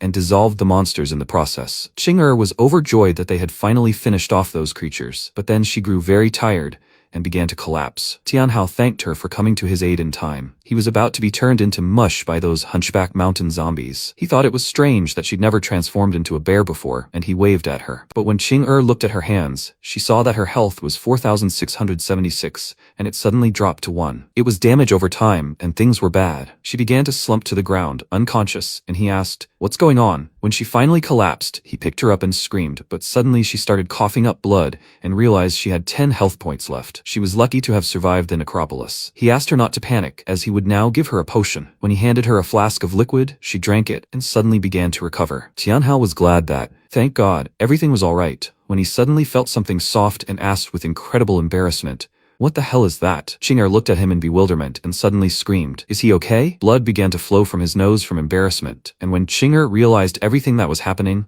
she began screaming that he was a pervert. She slapped him in the face with incredible force, causing them to ask, "Why did that happen?" After all, he saved her. As he flew off, Ching-er rose to her feet and screamed his name, then came closer and threatened that, if he told anyone about this, she would kill him. He shouted back that she was dying and that he had nothing to do with it. He was surprised that she was embarrassed, and Ching-er continued screaming, grabbing his shirt. Did he hear her? He shouted, "Yes, he swears so." After that, Ching-er let him go and told him to remember that she wouldn't repeat it a second time. Tianhao, perplexed, replied that he understood, and she decided to go check on Li Shui. He replied, "Yes, sir, Mrs. Ching-er." Together, they arrived at the stone where Li Shui lay. She was breathing deeply, and Tianhao asked if she could fall asleep in such a situation. What kind of nerves did she have? He asked her to wake up and came closer, but she didn't even move. Suddenly, she jumped up and shouted not to eat her, and Ching-er said that if the monster had wanted to eat her, she'd be swimming in stomach acid right now. They'd killed all the monsters, so she should relax. She asked again, "Really?" Tianhao replied yes, after which Li Shui rejoiced and, screaming loudly, hugged Tianhao, saying thank God everyone was alive. He replied that it was all thanks to Ching-er's timely intervention. So, what should they do now? Tianhao decided they'd probably notice the increase in the Black Abyss's difficulty. Ching-er confirmed that there were more monsters and their efforts were clearly more powerful than before. Li Shui wondered, so what should they do now? Tianhao thought they should exit the Black Abyss. It was dangerous to remain in these conditions. Li Shui agreed, as they shouldn't risk it, and Ching-er supported this option. Tianhao replied, "Okay," and then confirmed the logout.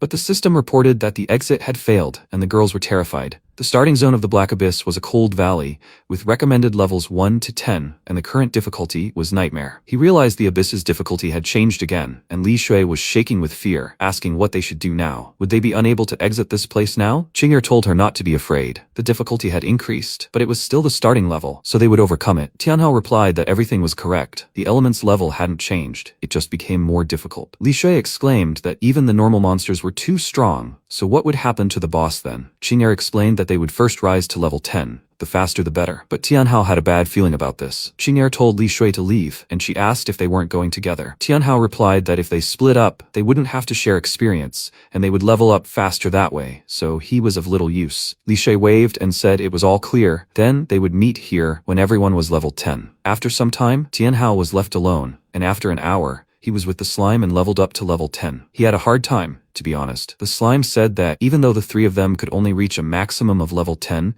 summoned creatures in the abyss had no such limit. Tianhao confirmed this was true. His summons could only be leveled up through sacrifice. He examined the stats in the system and noted that the stats were progressing slowly. Was that because of his class? It would be great to speed up the hatching process. Another summon would mean less strain on him. Maybe there was a way in this book? When he started flipping through the pages, he found it right away, and suddenly several wolves appeared around them. He realized this was bad, because the boss would spawn. He turned around abruptly and heard a loud rumble. Tianhao realized that the leader of the walking corpses had awakened. The slime was stunned, and suddenly Tianhao heard the girls screaming for help. It was Li Shui and Ching-er, trying to escape the monster, which was escalating the situation and approaching them. Li Shui screamed, "No, it's getting close," and suddenly fell to the ground. Ching-er turned around and shouted her name, then tried to save her and used her spirit cat skill, Shadow Step. The monster slammed the ground, sending the girls flying. Li Shui cried out that her mana had run out, and Ching-er suddenly flew into the air, using her magical powers to try to do something, but she lost health and fell to the ground. Tianhao shouted at the slime to act now and save them. He ran closer and asked how they were feeling. The girls were unconscious,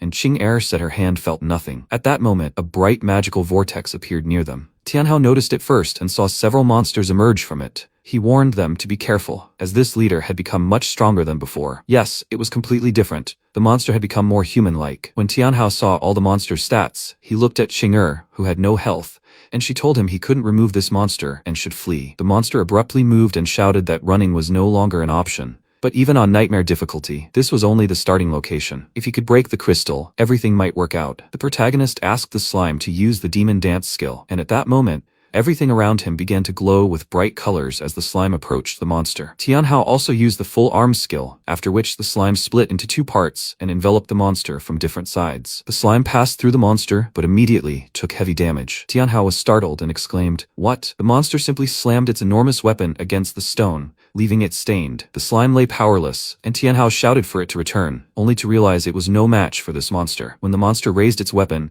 Tianhao tensed and realized he had no choice but to use the accelerated summoning he'd recently read about. He cast a spell, causing the monsters to pounce on him, and he screamed, "Damn!" At that moment, the monsters began to spurt purple liquid from their bones, and at that moment, Qing'er lunged forward and suddenly began coughing up blood. He continued casting the spell, realizing he was going very wrong. He might not make it in time. A moment later, the entire land was bathed in bright sunlight, and Tianhao wondered what it was. He realized it was a protective aura created by Li Shui. He gaped in shock at the monster, and Li Shui shouted that her protective aura was only level 1 and wouldn't last long. Tianhao pleaded with the spell to work and continued flipping through the pages of the book. A moment later, the barrier was destroyed and the monster pounced on them. But at that moment, the egg began to crack, and Tianhao, eagerly awaiting this, declared that the spell had been completed. At that moment, bright rays of light enveloped the monster, and it froze. Tianhao asked with a smile, "Did it really work?" A large unicorn appeared before them, and they stood dumbfounded, waiting. A multitude of ice shards appeared around the monster, and Qing'er shouted that things were bad. The leader of the walking corpses had entered the second phase, and Tianhao should flee quickly. Tianhao sent the unicorn on its way, but suddenly saw the creature spreading its energy, greatly surprising him. A struggle ensued between them, and a moment later, a bright beam of light emanated from the unicorn's horn and struck the monster in the chest. Everyone watched intently, and Qing'er, stunned, said that it couldn't be happening. The boss, with 30,000 health, had been destroyed in one blow. Tianhao was also very surprised, then ran up to the unicorn and asked, "Is this all right?" It was a special unicorn, and Tianhao declared that everything was fine. The leader of the walking corpses, the unicorn, was simply incredible. The slime hugged Tianhao from behind and closed its eyes. Tianhao smiled and said that she deserved credit too. If she hadn't stopped the leader of the walking corpses in the end, he would have been smashed to the ground by now. "By the way, how are you girls feeling?" Qing'er didn't expect him to save them again. "Is this his new summon?" A first-level summon managed to defeat the boss of the leader of the walking corpses. She was simply shocked. Tianhao replied that he himself did not know that he could be so tall. And Qing'er continued to say that the leader of the walking corpses was a piece of dark attribute trash, a unicorn minion with dual light and ice attributes, and that such damage was the result of a basic advantage. He did it, and so it was, after which the system congratulated the adventurer party on successfully killing the boss of the walking corpse breeder. The system began to evaluate their reward, after which Tianhao was very surprised. He found himself in a dark space and looked around, when suddenly a magic cube appeared in front of him. The system reported the item name as Hellfire Spirit Tablet, legendary quality, and the note, Summoner Equipment. Stats: Attack 30, Defense 50, Speed 60, Spiritual Power 200. He took the cube in his hands and asked why a legendary item had negative attack and defense. Wait, so this summons defeated enemies, and it can also infuse the souls of fallen, existing minions? That's quite interesting. He looked at the bright beam of light in the sky, after which magical power began to spread from his cube. The system reported the soul of a nightmare tier boss +1. The soul of the walking corpse maker was indeed sealed in this cube. Apparently, souls can still be collected for some time after the battle. At that moment, a huge wolf appeared next to him, and it turned out that Qing'er had knocked it down. She asked, "Did she scare him?" Tianhao replied that he thought it was another monster. But wait, she was a cat spirit. How did she become a wolf? Qing'er asked again. Did he think he was the only one with a hidden equipment reward? She had gotten something too. He asked again, looking at the system window. What? Attack and speed doubled. Yes, it's an epic, but it looks more powerful than its legendary counterpart. Phoenix Warrior, what kind of beast is that? Qing'er replied that she didn't know herself, but it says here about the side effects, so she's hesitant to try it for now. Tianhao agreed, but there was no need for it for now. Suddenly, Li Shui called out to them, causing them to turn around and see a small cyclone flying around her. They asked who it was. Li Shui replied that from now on, she could protect them too. A guardian was perched on her shoulder. She remarked that the new items she'd received looked truly powerful. Tianhao examined the stats, and Li Shui asked what a cyclone was. She seemed unaware of it. Qing'er replied that she didn't know either, and suggested asking the master when they exited this dungeon. Tianhao examined the system and asked if this could really be the cyclone. She remarked that its passive was simply insane. Tianhao replied that, compared to that, his chest didn't look like a pile of junk. At that moment, a slime and a unicorn ran up to him, and he said it was good that the unicorn was with them, otherwise they would have been finished. At that moment, Qing'er looked at this questioningly, when suddenly the unicorn approached Li Shui and began to smile. She said that it was so soft like silk. Qing'er asked, why can't she touch it? Tianhao replied, okay, He suggests they get out of here already. This time the difficulty of the abyss has suddenly jumped. They need to figure out what happened. Ching'er was upset and Tianhao pressed the exit button when suddenly everything was illuminated by a bright light and the guys dissolved into pixels. They arrived on Earth, and the surrounding guys began to be surprised. Someone is leaving. This girl is so beautiful. Is this even legal? She's so beautiful, just like a cyclone. Tianhao looked at them questioningly, bewildered, when suddenly he turned back and saw that the unicorn had completely transformed. He was very embarrassed, and his nose started bleeding. She asked, Master, doesn't he recognize her? He asked, is she really a unicorn? All the boys started shouting at the teacher that things were bad. He asked, what happened? The students said that someone had emerged from the huge abyss dungeon, and the teacher asked, are there any more wounded? He decided they should go with him, as time was running out. A boy grabbed him and said that they weren't wounded, but alive. The teacher asked, perplexed, what? At that moment, the system announced that it congratulated the protagonists, Ching'er and Li Shui, on completing the initial Abyss Dungeon, Cold Valley, Nightmare difficulty. The unicorn greeted her master, and he asked her to stop and not approach him. She grabbed his hand and asked, Master, does he no longer want her? He suggested they talk calmly, hands-free. Li Shui touched Ching'er and asked her to look into the distance. When Ching'er saw this, she became very angry and shouted that Tianhao was a sick pervert. After that, she slapped him in the face, and Tianhao sat on the ground with tears in his eyes and clutched his cheek. Li Shui came closer and asked if he was okay. If he wanted, she could chant a spell. He thanked her for it, because she was very caring, unlike Ching'er. Li Shui replied, okay, they are a team, and it's normal for each other to help. Ching'er got angry and put a sweater on the unicorn, after which she turned around, frowning. Tianhao didn't understand what was wrong with her, and asked about it, when suddenly he saw an important man approaching them. He greeted the students, and the guys didn't understand. Is this Principal Yun? Why did he come here? Ching'er replied that this was clearly not praise, when suddenly Li Shui raised her hand and shouted that they were here. The guys were very surprised by her behavior and were dumbfounded. Yun turned to look at them questioningly, when suddenly they were grabbed by masked men. Yun silently watched as they disappeared and the guys found themselves in the forest. The teacher just told them not to let them notice them, when suddenly Ching'er started screaming, who are they? Tianhao asked her to calm down, because this man was his homeroom teacher. The teacher looked around, and Tianhao asked what was going on. He replied that, in short, a breakout of the dead and wounded had begun in the Black Abyss, and apparently, the people blamed him. Tianhao asked fearfully, what does that mean? He replied that his summoning was a unicorn, right? He made a contract in the Abyss, right? The protagonist asked again, how does he know about that? The teacher replied that he had indeed tamed it,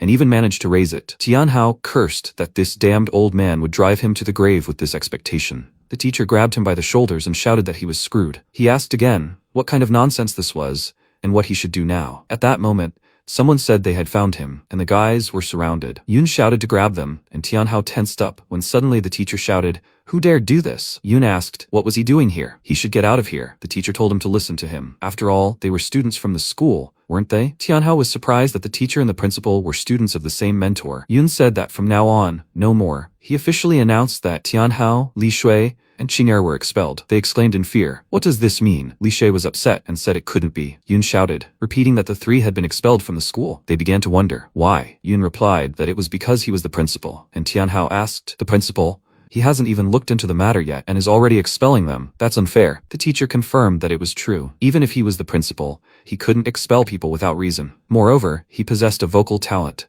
Such talents are born once every 100 years. Was he willing to lose such a rare gem? Yun pushed him away and shouted for him to get away, because he didn't understand anything, and today he had to get them out of here. If they hesitated, it would be too late. At that moment, the guys grew alert and someone shouted for everyone to stop. Yun turned around in alarm, and they waited. They saw a short girl approach them and say, so this is the summoner who went through the dungeons on the nightmare level? He looks pretty good. Tianhao scratched his head and asked, who is this girl? She grew angry and shouted, what girl? She was the daughter of the Dupan imperial family, Jinyao. He paused. The imperial family? He didn't recall anything like that. Yun said, Miss Jinyao, the criminals have already been captured and were just about to be brought in for questioning. She replied that there was no need to do that. Let them go. Her assistant came closer and announced that here was a scroll to move to the black abyss of the split gorge. They would take them there. The teacher said he heard that hidden dungeons of the century were supposed to appear in the coming days. The black abyss is the gorge, but he didn't expect the imperial family to have already obtained the scroll. But that only recommends levels 20 to 50, and Tianhao and the others had only just reached level 10.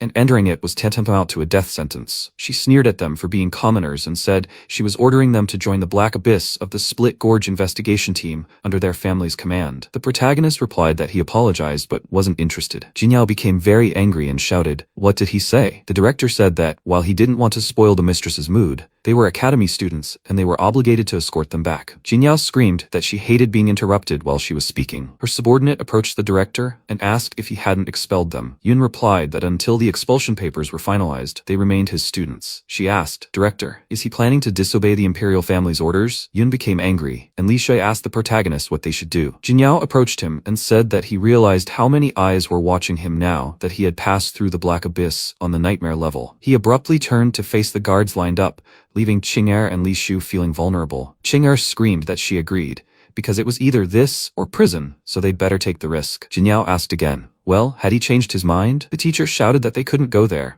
that it was the black abyss of the Split Gorge. If he fell in, it would be considered a death sentence. He agreed, and Li Shui replied that she would go too. At that moment, Jinyao laughed loudly, after which her subordinate asked Yun to let them go. He replied, "Fine," but the teacher shouted he had to stop it. Yun replied that he had tried, but he had decided to stop him, and now his hands were tied. At that moment, the commander of the Imperial Swordsman's squad, Sheng, approached them with Lucy, the head butler of the Dupan family, at his side. They mustn't deceive her with their appearance. She had sufficient strength. Jinyao announced that the team was assembled, and they were moving out. A moment later, a bright light appeared on the field. They arrived directly at the palace, and the maids bowed before their mistress. She entered the open doors, and Tianhao asked, "Are they in the Imperial Palace? It's quite luxurious." Li Shui turned to Qing'er and said she had a bad feeling, and she asked again, "What do you mean?" At that moment, a loud sound erupted, and the girls were frozen in terror. They were surrounded by Sheng and Lucy, who pointed their weapons at them, and the guys shouted, "What are they up to?" She remarked that naive newcomers are easiest to deceive. She asked Lucy to deal with them. At that moment, Tianhao's slime took their weapons and surrounded them. The slime terrified Lucy, who screamed in terror, and Tianhao asked Jinyao to take the trouble to explain what was happening. She asked, "So he finally noticed?" He snapped his fingers and let go of the guys, explaining that Sheng, although he had looked relaxed the entire way, had kept his thumb on his sword. Lucy, meanwhile, was ready to draw her pistol this whole time, not to mention the little girl. Jinyao replied, "It's not for nothing that they're called rookies, having managed to traverse the abyss of the nightmare level. They're very observant, but they had the initiative, so why did he decide to retreat?" Tianhao replied that this was their territory, and if a fight broke out, both camps would have lost too much, especially since their levels were significantly higher than theirs. He simply wanted to show they weren't defenseless lambs being led to slaughter. Lucy bowed and said that Lady Jinyao merely wanted to test the strength of the respected ones, and therefore asked for no ill will. Qing'er grew angry, and she continued that before leaving, the imperial family had prepared a meal for the three of them. She asked them to accept this modest gift, and Qing'er, turning to the protagonist, said that these aristocrats looked suspicious. Perhaps they should unite and fight back? Tianhao replied that although he had just intervened, he insisted that in that situation, they would have been the first to die. She asked, "What?" He raised his hand and said, "Go ahead and see what they were hiding behind their masks." When the guys entered the room, they wondered what those frescoes were. Shen replied, "It was the history of the imperial family." Li Shui replied, "I understand." And Jinyao explained that their imperial family was founded 1,000 years ago, and the creator of this one was also a ruler. 1,000 years ago, when something special happened in the Black Abyss, the imperial family, along with 3 other great families, tried to seal the abyss, but were defeated in the final battle. Her great-grandfather's soul was completely destroyed. Since then, the summoner profession has lost its direct connection to spiritual stones, which is why the common belief later took hold that summoners are a useless class, and he develops over 1,000 years. A summoner with a rank. Tianhao was surprised. What? At that moment, the guys entered the dining room, and Qing'er was surprised. So, Tianhao, their target was him. Li Shui asked what they were going to do. They weren't planning to sacrifice him to the ancestors, were they? Tianhao brushed their hands aside and asked, "What sacrifice is that?" She'd read too many novels. When they approached the table, Li Shui remarked that it was still too luxurious here. When everyone sat down, Tianhao asked how he could help them. Jinyao explained that once every 100 years, a hidden dungeon, the Black Abyss Gorge, appears, and there are clues related to that very final battle, and she believes he is the key to unlocking it. Lucy said they can rest assured, even though the Shattered Gorge is at a higher level, but with its help there shouldn't be any problems, and of course, all the loot will go to them. Sheng said that these 3 were so cunning and, what's more, they had shining equipment, capable of passing even beyond their level. Tianhao asked how they knew they had shining equipment. She explained that it was one of the holy lineage relics, part of a cyclone magical omen set, and the most powerful part of it was a magic hat. Li Shui took off her hat and asked, "Is this magic hat a holy relic?" Jinyao replied that they would tell her more about it on the way, but for now, Since they had finished eating, it was time to go. At that moment, the guys asked, "Wait, so fast?" The table above them rose as the maids tossed the tablecloth, and a magic circle appeared directly beneath it. Jinyao said, "Lucy," and she stepped into the center of the circle. Sheng asked, "Is everyone ready?" Then they began. Lucy lowered her hand and created a magical light, after which everything was illuminated by her magic, and bright flashes spread throughout the room. A strong wind blew, and the girls shielded their faces from it. A moment later, all the guys disappeared through the portal. When they arrived at the gate, Lucy told the mistress that they would wait for them there. Jinyao asked, "Tianhao, is he ready?" Tianhao frowned, and she asked again, "Does he still not trust them?" She didn't need reminding her of how dangerous their situation was, right? She advised them to look at the situation realistically. Li Shui asked Qing'er what they would do. Qing'er frowned and didn't answer. Tianhao replied that they were moving, and the girls were dumbfounded. Tianhao turned around with a smile and said that since they were so strong, it was better to stay close. That way they had a better chance of survival. They shouldn't worry. As long as he was alive, he wouldn't let them get hurt. The girls blushed deeply and became embarrassed at his words. Meanwhile, in the Golden Saint Lion Guild, people were shouting to the boss that something bad had happened. A message had just arrived that not only had the hidden dungeon, Black Abyss, Cold Valley, been cleared, but the Nightmare boss had also been defeated. No one understood how this was possible. Could it really be them again? Not only had they taken their loot, but they'd also received the reward for the Nightmare boss. He'd come right now and take everything from them. You asked them to stop. They weren't in a dungeon after all, and no one would allow them to cause chaos outside. Shui turned to him and said that because of this Tianhao, they'd failed the quest. Would they really let him go so easily? You frowned silently, when suddenly they heard a scream. A man entered their room and said that their loyalty was truly gratifying. It was the chairman, who announced that he would give them a chance to atone for their guilt with the hidden dungeon, Shattered Abyss, movement scroll. The treasure is an even number, and anyone who enters and survives will gain power many times greater than their current level. Shui was surprised. The Shattered Abyss? But those are dungeons for levels 10 to 50. Such a range is simply unrealistic for them. The chairman said that, according to reliable information, the largest guilds and 4 imperial families will fight for these treasures. The Golden Saint Lion couldn't miss such an event. With their current strength, they certainly couldn't handle the Shattered Abyss. But what good would it be to them? The chairman smiled and spread his energy, causing you to become terrified and retreat. The entire room was illuminated by his magic, and a moment later, people screamed in terror. They were dumbfounded, unsure what was happening, and a moment later, an explosion rocked the room. Meanwhile, Tianhao found himself in that very dungeon and looked around questioningly. So this is the Shattered Abyss? It all looked pretty creepy there, and she said she had no doubt about it. It seemed the legends were true, and Tianhao asked again, "What legends?" She sat down near him and said she could tell him about the legends gradually, but she advised him to use this one right away. She handed him a card, and the system announced it was the Ink Shadow Legion summoning card. He asked, "Is the card so valuable? Would she just give it to him?" She replied that they had it anyway, and no one could use it, but at least this way they would somehow strengthen themselves. He carefully examined the card and shattered it with his gaze, causing a mass of dust to appear around him. 3 incredibly beautiful girls emerged from this dust, to his great surprise and blush with embarrassment. They were wearing nude outfits, causing his nose to bleed again. He fell to the ground unconscious, and Qing'er ran to him and asked him to wake up, as he was losing too much blood. He wiped the blood from his face and said that it was no wonder the card was legendary level. It was truly amazing. But the pain became too great, and at that moment the girls called him master, and Tianhao asked them not to provoke him. At that moment, Sheng abruptly turned around and used Dragon Ascension, Style 1, Horizontal Slash. He shouted for everyone to be careful, and the girls were dumbfounded with horror. Lucy protected Jinyao with her powers, and she remarked that, as expected, he was still a rookie and didn't even notice. Tianhao looked into the distance and saw a sandstorm. Asking, "What is it?" Sheng exclaimed, "It's a crazy demonic hedgehog monster, level 30. Li Shui, terrified, asked again. "Level 30? Sheng asked. "Why are they fussing?" This was just the beginning. As the monsters approached them, Lucy began to pounce on the creature again and again. This monster had a huge mouth with incredible fangs inside, but she struck it with her weapon, detonating the monster. When it landed, Sheng entered the fray and began fighting, causing the hedgehog to fall face first into the ground. Tianhao shouted for the slime to attack, and the hedgehog screamed loudly. When Lucy found herself alone in front of the 2 hedgehogs, she used her magical powers and stopped the creatures. Tianhao was surprised. Was that a barrier? Did she really have a defensive class? Everything around glowed with bright flames, and Jinyao jumped off the cliff, declaring that her profession was the highest. Was he so curious? Tianhao was surprised. Could she really hear his thoughts? Meanwhile, Li Shui had fallen ill, and the guys were trying to lift her. Lucy said she understood they had many questions, but the most important thing now was to deal with this creature. Tianhao looked questioningly into the distance and shouted, "What the hell is that?" It was a monster of incredible size that had pounced on them again. The king boar. The guys shouted that it was a level 30 elite monster, and that for an adventurer to defeat it, they would need to be at least 5 levels higher. Was it too late for them to turn back? While the girls screamed in fear, the boar approached them, and Sheng drew his sword and began to fight. He fought the monster while Lucy helped him from above. She fired at the creature's limbs, and Jinyao helped them survive. A moment later, an explosion occurred, and while the dust cleared, the monster lost some health. Jinger said that if they engaged in direct combat,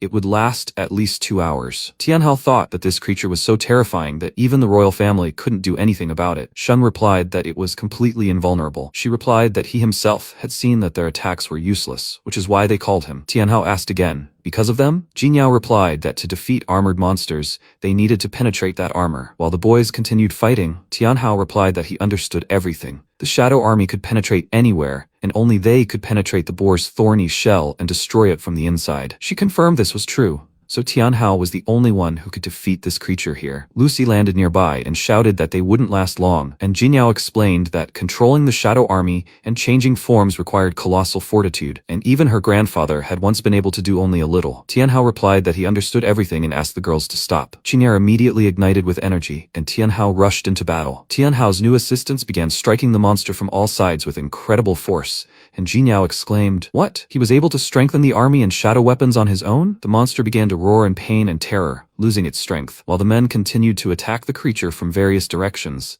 she was surprised that he had defeated it with a single blow. Tianhao replied that he hadn't expected the Ink Shadow region to be so effective. Sheng asked again, "But that was wrong, wasn't it?" Lucy confirmed that to so skillfully control the Ink Shadow Legion, one would need at least 100 years of training. She said it was just a coincidence. And by the way, she hadn't yet told him that the Legion had a reconnaissance function. The ink from which they were created ignores any obstacles, and this is the most effective reconnaissance method currently available. However, no one had yet been able to master it. Tianhao asked again what she had said. Jinyao exclaimed, "How is that possible? He's already made a map?" Tianhao asked again, "But why is this only the 3rd region? Where are the rest?" He replied that the Shattered Abyss opens once every 500 years, and the difficulty is such that they don't currently have a complete map. Jinyao explained that his legion was still too low level and could only scan a 3-kilometer radius. But this is the largest explored area in the last 100 years. Could the prophecy really have come true? Jinyao glanced at Tianhao and asked what level his summoning book was.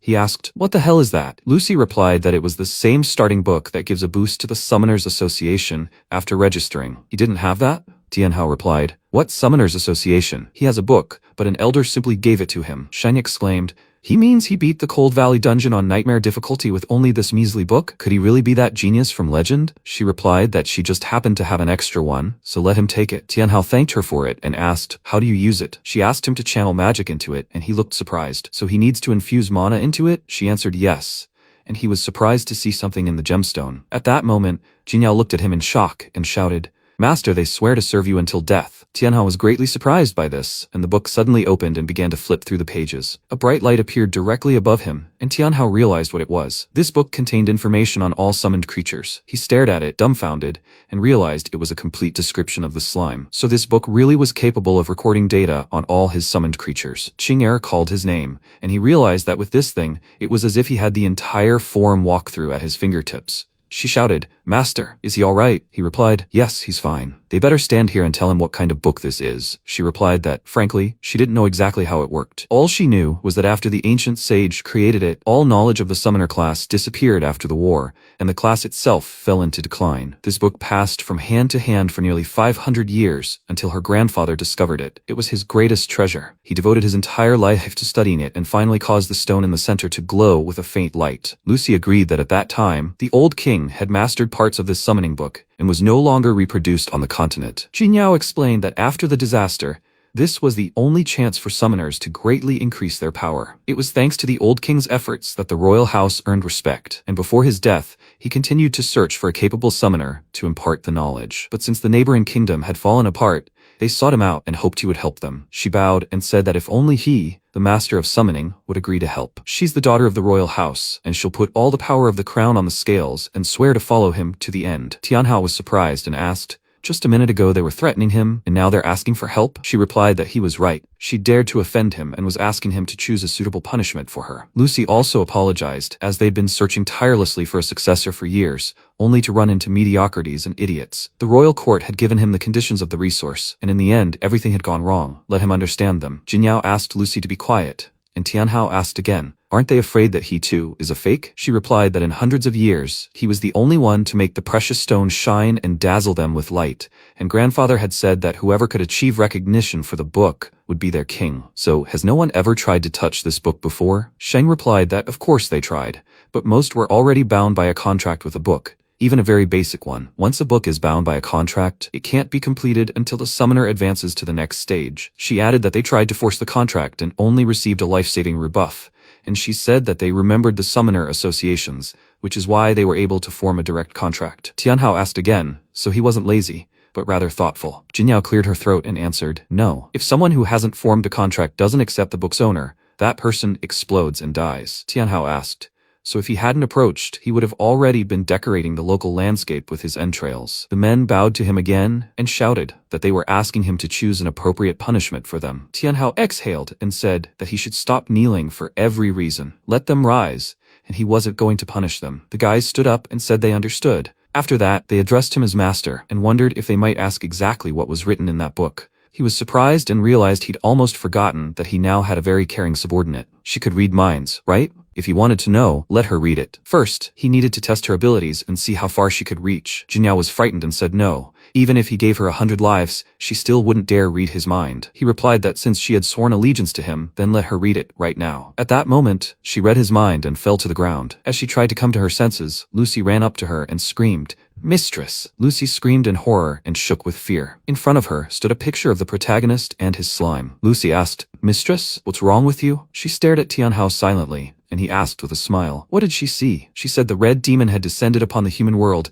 and great changes were coming. Tianhao asked, what was she talking about? He'd told her to read his mind, not to paint his regalia. She screamed that she saw the red devil behind him and fell to her knees. Tianhao asked, she's talking about that brat? That brat only acts up, and it's nowhere near a succubus, let alone Satan. She replied that Grandpa had said that, with the red demon's appearance, a bloodbath would engulf the world. Did the royal house really exist to support it? Tianhao wondered if she was a damned fan. What kind of nonsense was she talking? He almost forgot to take the souls of the elite monsters, so he pulled out his magic cube and did so. When Jinyao saw this, she was dumbfounded. He said he already had the souls of elite monsters and wondered what the second active effect meant. Jinyao stood there dumbfounded, then suddenly walked up to him, hugged him tightly, and pressed herself against him. She said that from this day on, no matter what he needed, she was ready to go through fire or water for him. Qing'er screamed at her to let him go, and she yelled at her, like a commoner, to keep quiet because Lord Tianhao belonged only to her. Qing'er screamed, what did she call her? Tianhao pushed Jinyao aside and told them to stop arguing. They still had unfinished business. Jinyao smiled, and Tianhao continued, so why did they even drag him to this dungeon of the Split Gorge? She replied that it was for this reason, but before she could finish, an arrow flew in their direction, and the guys shouted to be careful. A moment later, a purple explosion occurred, and Tianhao silently looked at his cube. The guys shouted, what's in there? Someone laughed and shouted that she had finally found them. Tianhao looked at the girl approaching, and it turned out to be Xiaolin from the Golden Saint Lion Guild. All the guys were surprised and shouted, what's she doing here? Xiaolin replied that they had searched for him. She heard he had defeated the hidden boss from the Cold Valley. He had been lucky last time, but this time, luck would not be on his side. She threw an arrow into the sky, where an image of a skull appeared. Xiaolin asked, do you want the Split Gorge crystal? Let him do what he wants, but it belongs to them. He asked, what kind of Split Gorge crystal is this anyway? Jinyao replied that she would explain it later, but this girl is very strong. Lucy also tensed and shouted that they needed to act quickly. She used fire support and started firing. Xiaolin smirked at her, took all the bullets in, and didn't even move. Tianhao tensed and asked, what, didn't it work? A dark aura appeared around them, and the guys exclaimed, what? Xiaolin laughed loudly and said that it was a clothing-grade obsidian bracelet and that it completely blocked physical attacks below level 50. No matter how good her guns were, they were just trash against this. Tianhao realized that this was Xiaolin from the Golden Saint Lion. She looked completely different from before. She raised her bow and shouted that now he should try to withstand this, using the darkness skill, Gloomstorm. When a multitude of arrows flew towards Tianhao, Lucy grabbed her weapon and screamed that her weapon was made of tempered steel and incredibly durable. But this was just a bow with arrows. What would it do to her? When the arrows hit her face, she was frightened and exclaimed, "What?" She began to scream loudly, but Sheng saved her and threw the arrows aside. Jin Yao shouted her name, and Li Shui said that she would help her and heal her right away. Lucy replied that her arrows were somehow unusual, and fortunately, her class was a priest. She had good physical training, otherwise she would have already died. Tianhao didn't understand where she got such a jump in strength. She managed to defeat level 30 Lucy. She laughed and started shouting at them to stay still and hand over Tianhao, and then she would spare them. Sheng exclaimed that she was an impudent creature. He would finish her off with one blow. At that moment, he used the destructive cross-strike skill, and she grinned and responded with the void arrow skill. After a while, her arrows approached Sheng and shattered his barrier into pieces, sending him flying. His hand shook, and he exclaimed, "Damn!" Xiaolin laughed and asked, "Where are those level 30 servants?" Tianhao was surprised that her class was no longer what it used to be. He turned to Jin Yao and asked under what circumstances it was possible to advance to the second level of a class. She replied, "The second level of a class? That was simply impossible." Could it be that she had made a deal with the overlord of the Black Abyss? Qing'er had heard of such a method. Supposedly by making a deal with the overlord of the Black Abyss, one could reach the second level of a class. But the price was one's soul. She replied that this information would gain them nothing. They would die by her hand anyway. Let them witness her power. The void arrow skill. At that moment, she struck the guys with that skill again, and Jin Yao, who had stood in front of Tianhao, asked if she could act brazenly in her presence. Xiaolin realized this girl was no ordinary woman and would have to use that technique. This move puts enormous strain on the body and can only be used 3 times. But that was enough to kill her. She used the skill Tiered Shot, which put Jin Yao in danger, and Xiaolin screamed for her to die. A moment later, Jin Yao easily took the blow, and Xiaolin exclaimed that this couldn't be happening. She returned the blow, and Xiaolin cried out in fear, "Is she okay?" Jin Yao asked, "How dare she do that?" Xiaolin replied that she was a thorn, that she couldn't save Tianhao. At that moment, she clenched her hand into a fist and ended up right behind Tianhao, causing him to panic, and she screamed, "Sir!" Xiaolin laughed loudly and swinging her dagger at Tianhao, screamed for him to die. But he used his cube to throw her aside, taking her soul. She was stunned and began coughing loudly before vanishing into the darkness. The others watched in silence, and Li Shui said that the heavenly veil had been summoned, rain drenching the blade. Thus she healed Lucy, who asked, "What was that?" Xing'er ran up to Tianhao and hugged him, saying, "Thank God he made it in time." He blushed again and told her to be quiet, or she'd crush him. He looked at her chest and Jin Yao grinned, saying that a truly chosen summoner, despite such a low level, managed to defeat such a powerful opponent, and that was interesting. Tianhao replied, "And this is the heir to the royal family?" She couldn't even parry a single blow. Jin Yao blushed and said he didn't understand. She hadn't interfered on purpose to awaken his potential. Tianhao responded mockingly, "Of course." After that, Tianhao asked how long she planned to hug him. Xing'er blushed and replied, "Okay, that's it, she'll let him go." He had to admit it was excellent, and it was only one soul of the leader of the walkers,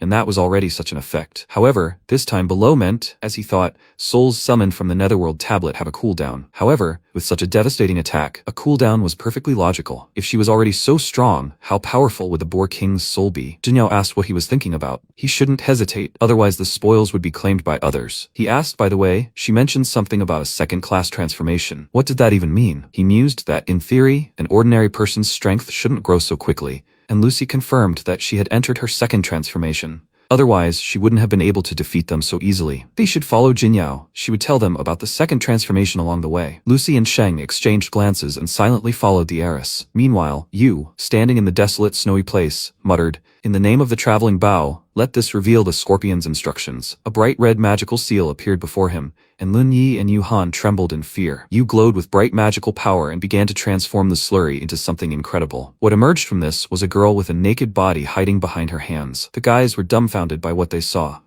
As soon as she appeared, Yu gave her a displeased look, and she exclaimed that it wasn't her fault. She herself didn't expect this. He extended his hand to her and noted, even after retraining, she couldn't defeat some low-level summoner. What good was she anyway? He squeezed her neck. She began to beg for forgiveness, and then he let her go and said that if not for the contract with the Lord of the Black Abyss, she would have died long ago. He would give her one last chance, and if she made another mistake, it would be the end for her. He created a doll, and she thanked him for his mercy, and he ordered her to immediately go to the place of buried bones. This time, no leniency. He left her and walked away, and she clenched her teeth in rage and swore to definitely take Tianhao's life this time. He and his team were wandering through the gorge at this time. He looked at the stone walls covered in flowers and mushrooms and asked, "Are there even plants in such a remote place? That's rare." Li Shui found everything here very interesting. She ran up to the plants in delight and said that this was the best medicinal ingredient, a bestseller in any pharmacy. "And why is this growing here?" Jinyao agreed with her. From the outside, this flower was worth a fortune, but here it grew like a weed, with the sole purpose of keeping her alive. MC asked who she was talking about, and she sat down on a stone, saying that this was a hidden dungeon of the Shattered Abyss,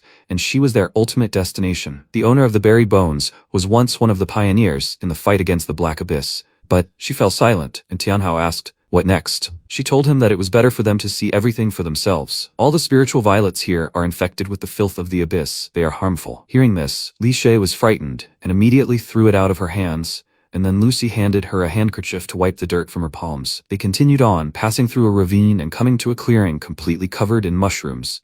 And Jinyao said, "This is the secret of the second reclassification. And this is how those who go against the Black Abyss end up." In the center of the clearing stood a tree with a woman tied to its trunk by its roots. Qing'er was frightened by this sight and asked who she was. Jinyao approached the tree and said, "The so-called second reclassification is not an improvement, but the result of the Lord of the Black Abyss taking the life force from those who tried to reclassify. She, like the rest of the first squad, all of them became food for the Lord of the Black Abyss. That is why all this abnormal activity is now happening in the Abyss. The Overlord of the Black Abyss stole the energy from those who were undergoing retraining, so ordinary fighters were given the chance for a second retraining. Everyone who underwent the second retraining is stripped of their soul by a demon, and if they disobey, they can crumble to ashes at any second." MC asked, so she knew all this in advance, so why was he dragged into the Shattered Abyss? She took his hand and led him to the woman, answering him, "Of course, to stop all this." He asked how he could do that, and she said that only the hand of a summoner can summon the last bit of spiritual power remaining in the hearts of the pioneers. Then the plan of destruction conceived by the Overlord of the Black Abyss can be stopped. She directed his hand toward the woman. He used his power, and a token with the inscription,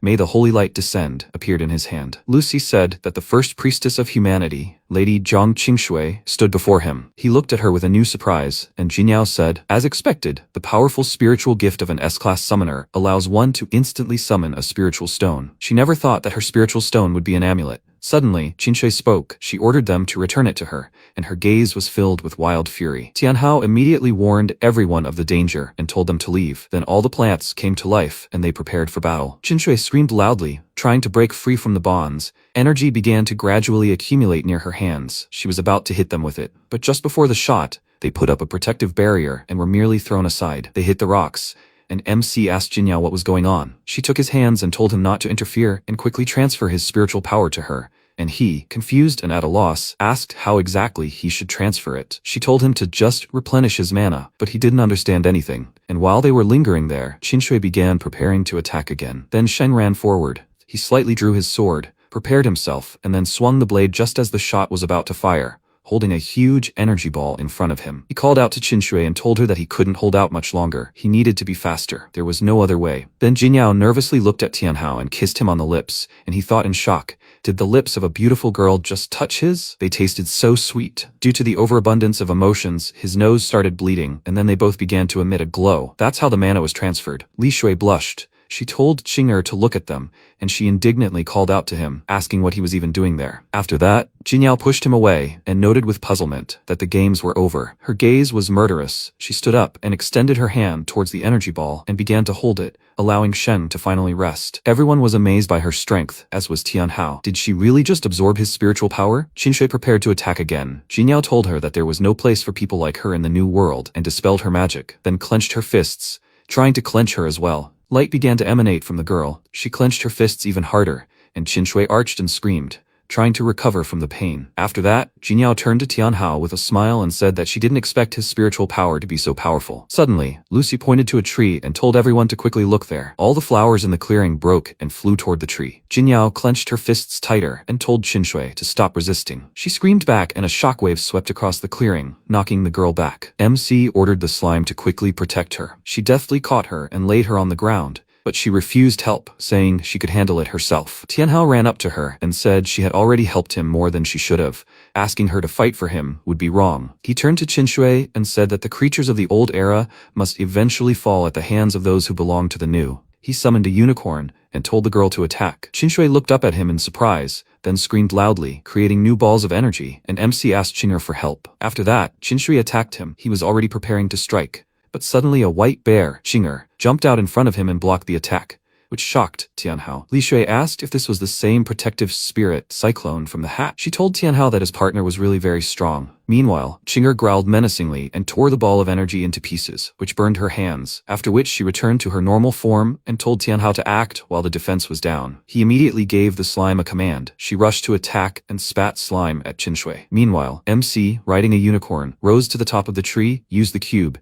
and a huge boar pounced on the girl and pierced her body with its tusks. Her skin split, a mark appeared on her chest, and Jinyao was excited, realizing what it was. She called out to Tianhao and told him to quickly destroy it, as it was the demonic core. He headed for Qinshui, but the tree itself protected her and prevented him from getting close, forcing him to retreat. Qinshui smirked and said that they couldn't stop the demons, then attacked him. He closed his eyes, thinking he was finished. But when nothing happened, he opened them and saw Chinger in front of him, protecting him with her body. Magical clots struck her one after another, but thanks to the phoenix's ability, her body quickly recovered. She told him to act quickly, and then he jumped off the unicorn and ordered her to use the 7-colored horn. She flipped in the air, transforming into a girl, and Qinshui stared at her in shock, after which the unicorn pierced her demonic core and quickly retreated. The girl screamed in pain. The core split into pieces, and MC was glad that they had succeeded. After that, a demonic spirit flew out of her body and flew away, and then everything became silent. Everyone held their breath. No one knew if it was over or if something else was coming, and when Qinshui began to move, Tianhao immediately ordered the slime to grab her. But now there was no longer an evil spirit within her. She stood up only to thank him. MC approached her. Jinyao called out to him worriedly, but he showed her that everything was fine.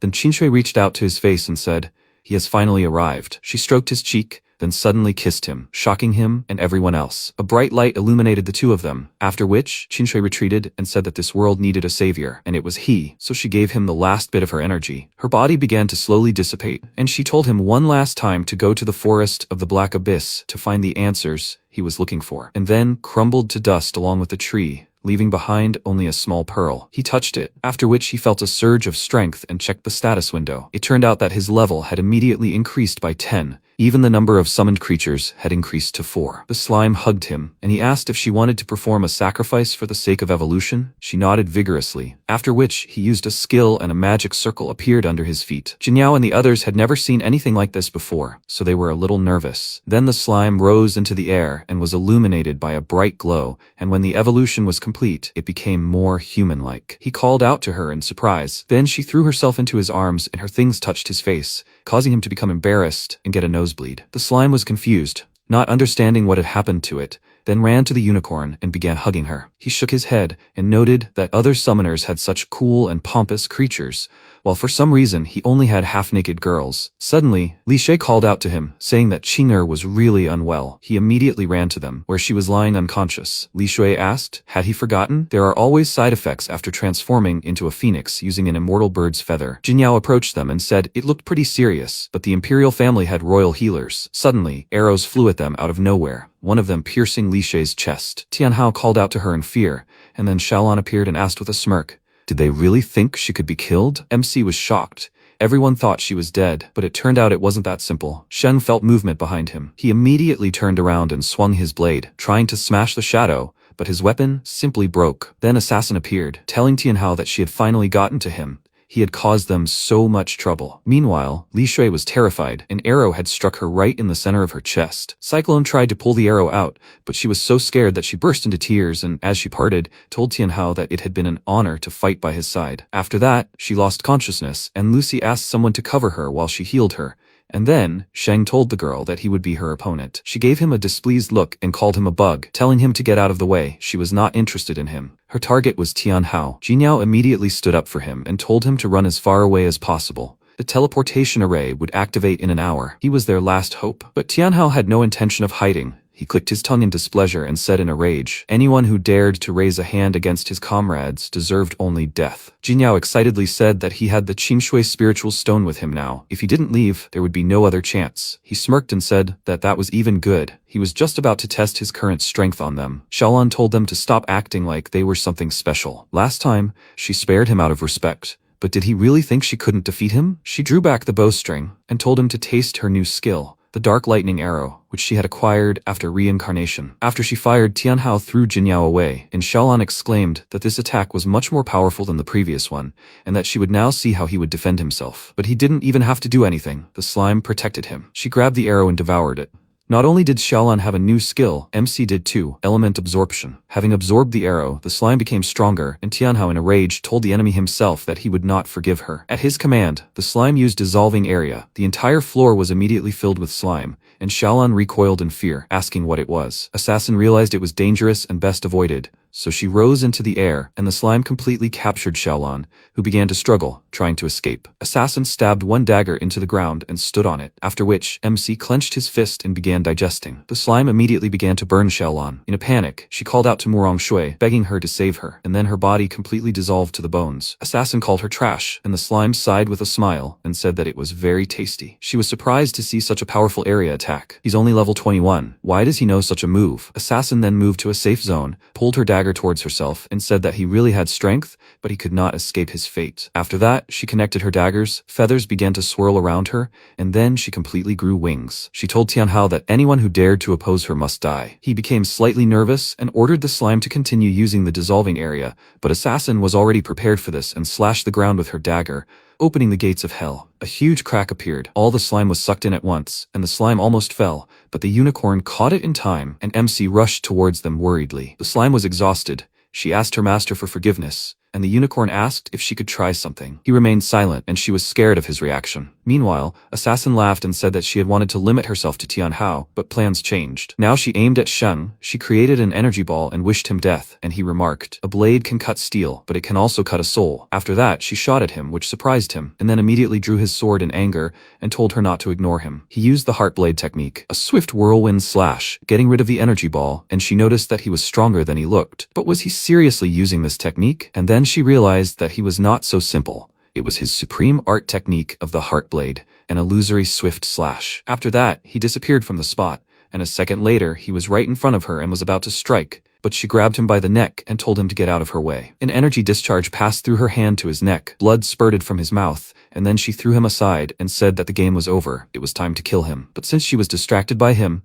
MC took advantage of this and sent a unicorn to attack. She wanted to pierce her with a horn, but she reacted in time and blocked the attack, exclaiming that she did not have time to play with them. She suddenly flapped her wings, throwing the unicorn away, and she fell next to Tianhao. He immediately checked her condition, and Jinyao nervously told him to run, otherwise it would be too late. But he refused, saying that he still had the Shadow Army, he still had the Underworld Palace, so he could resist her. Jinyao asked if he still didn't understand. These attacks were completely incapable of penetrating her defense. The unicorn told him that he had the demon sacrifice, so let him use it, but he refused, saying that hers were too strong early on, and she took his hand, asking him to trust her. He didn't argue and used the skill, after which the unicorn was infused with demonic energy, and she revived, in spirit and strength, stood up and said that the show was just beginning. Her mere steps caused the ground to split. She was now much stronger, and had a new skill called Icy Embrace. She exhales scorching ice from the icy circle of the 8 hells, inflicting frostbite and burns on her enemies. Assassin noticed that this was yet another act of overconfidence and prepared to attack, exclaiming, "One more target, one less, she doesn't care." But suddenly, something flashed before her eyes for a moment. Her weapon shattered into splinters, and the unicorn quickly appeared behind her. MC was surprised at how powerful she had become, and told her to keep using the demonic 7-colored horn, not to give her a break. The unicorn was only too happy to comply with his order, and pummeled the enemy with attacks, then moved very close to her and grinned ominously. Her face made the girl fall into horror. Then the unicorn struck, and she fell. She waited a few seconds to see if she would still move, then joyfully called out to her master and ran up to him. But then he noticed something and warned her of danger. Writing appeared on the assassin's body. She was lifted into the air, and then a beam of light shot from her chest into the sky, and someone's voice rang out. Since she had made the contract, it meant she was granted rebirth in the cycle of samsara. She immediately opened her eyes, spread her wings, and then landed on the ground and asked, "He didn't think he could kill her so easily, did he?" Tianhao nervously noted that things were bad. If he didn't deal with her quickly, Qing'er and Li Shui might get hurt. Then an idea occurred to him. He called out to the unicorn to share his thoughts with her, and the assassin shouted that nothing could help him now. They both prepared themselves. She spread her arms and used Voice of Hell, causing a powerful sound wave to spread throughout the area, and MC immediately covered her ears. The unicorn was directly under attack, but the slime put up a shield in front of her. Pulling herself together, the unicorn armed herself and rushed to attack. She ran straight at the girl, then jumped high into the air, and while she was trying to keep track of her in the air, she was already behind her and grabbed her. Tianhao ordered her to use Icy Embrace. She breathed icy air at her opponent, and her body became covered in numerous crystals, which then exploded along with her. Now she was definitely finished. The unicorn collapsed to the ground from exhaustion, her demonic form fading. The system immediately congratulated them. The adventurer party had completed the hidden quest of the Shattered Abyss, Land of Buried Bones. The system was evaluating the rewards. Since they had chosen the nightmare level, the rewards were doubled. Plus, they received a first-time completion bonus and a faster time. MC exclaimed that he didn't care about their rewards. They needed to get to the city quickly. He ran to Qinger and lifted her up, saying that Li Shay and Shen were already at their limit. Lucy worriedly said that she was maintaining Li Shay's heartbeat, but she was afraid she could no longer be saved. At that moment, circles appeared near her. It was Jinyao's magic. She ordered Lucy to quickly deploy a portal, and she worriedly said that her body couldn't withstand the use of spiritual power any longer. Jinyao resolutely repeated her order, blood beginning to flow from her forehead, but she continued to maintain her magic. Lucy unrolled the Grandmaster's escape scroll and placed it between the magic circles, after which they were teleported directly to the castle, and Tianhao began calling for help. The maids were a little confused by their sudden appearance, but then quickly and orderly transferred all the wounded to stretchers and carried them away, and MC lost consciousness. After a while, when he opened his eyes, he saw Jinyao and Lucy looking at him with concern. He jumped back in surprise, asking what they were doing there. Jinyao, slightly confused, noted that he had finally woken up. Did he even know how long he'd been unconscious? He was surprised, and Lucy said he'd slept for 3 whole days. Is he feeling unwell now? Because she had briefly touched his face, he became embarrassed and pushed her hand away, saying that he no longer felt bad. On the contrary, he even felt better. Then, he remembered what had happened,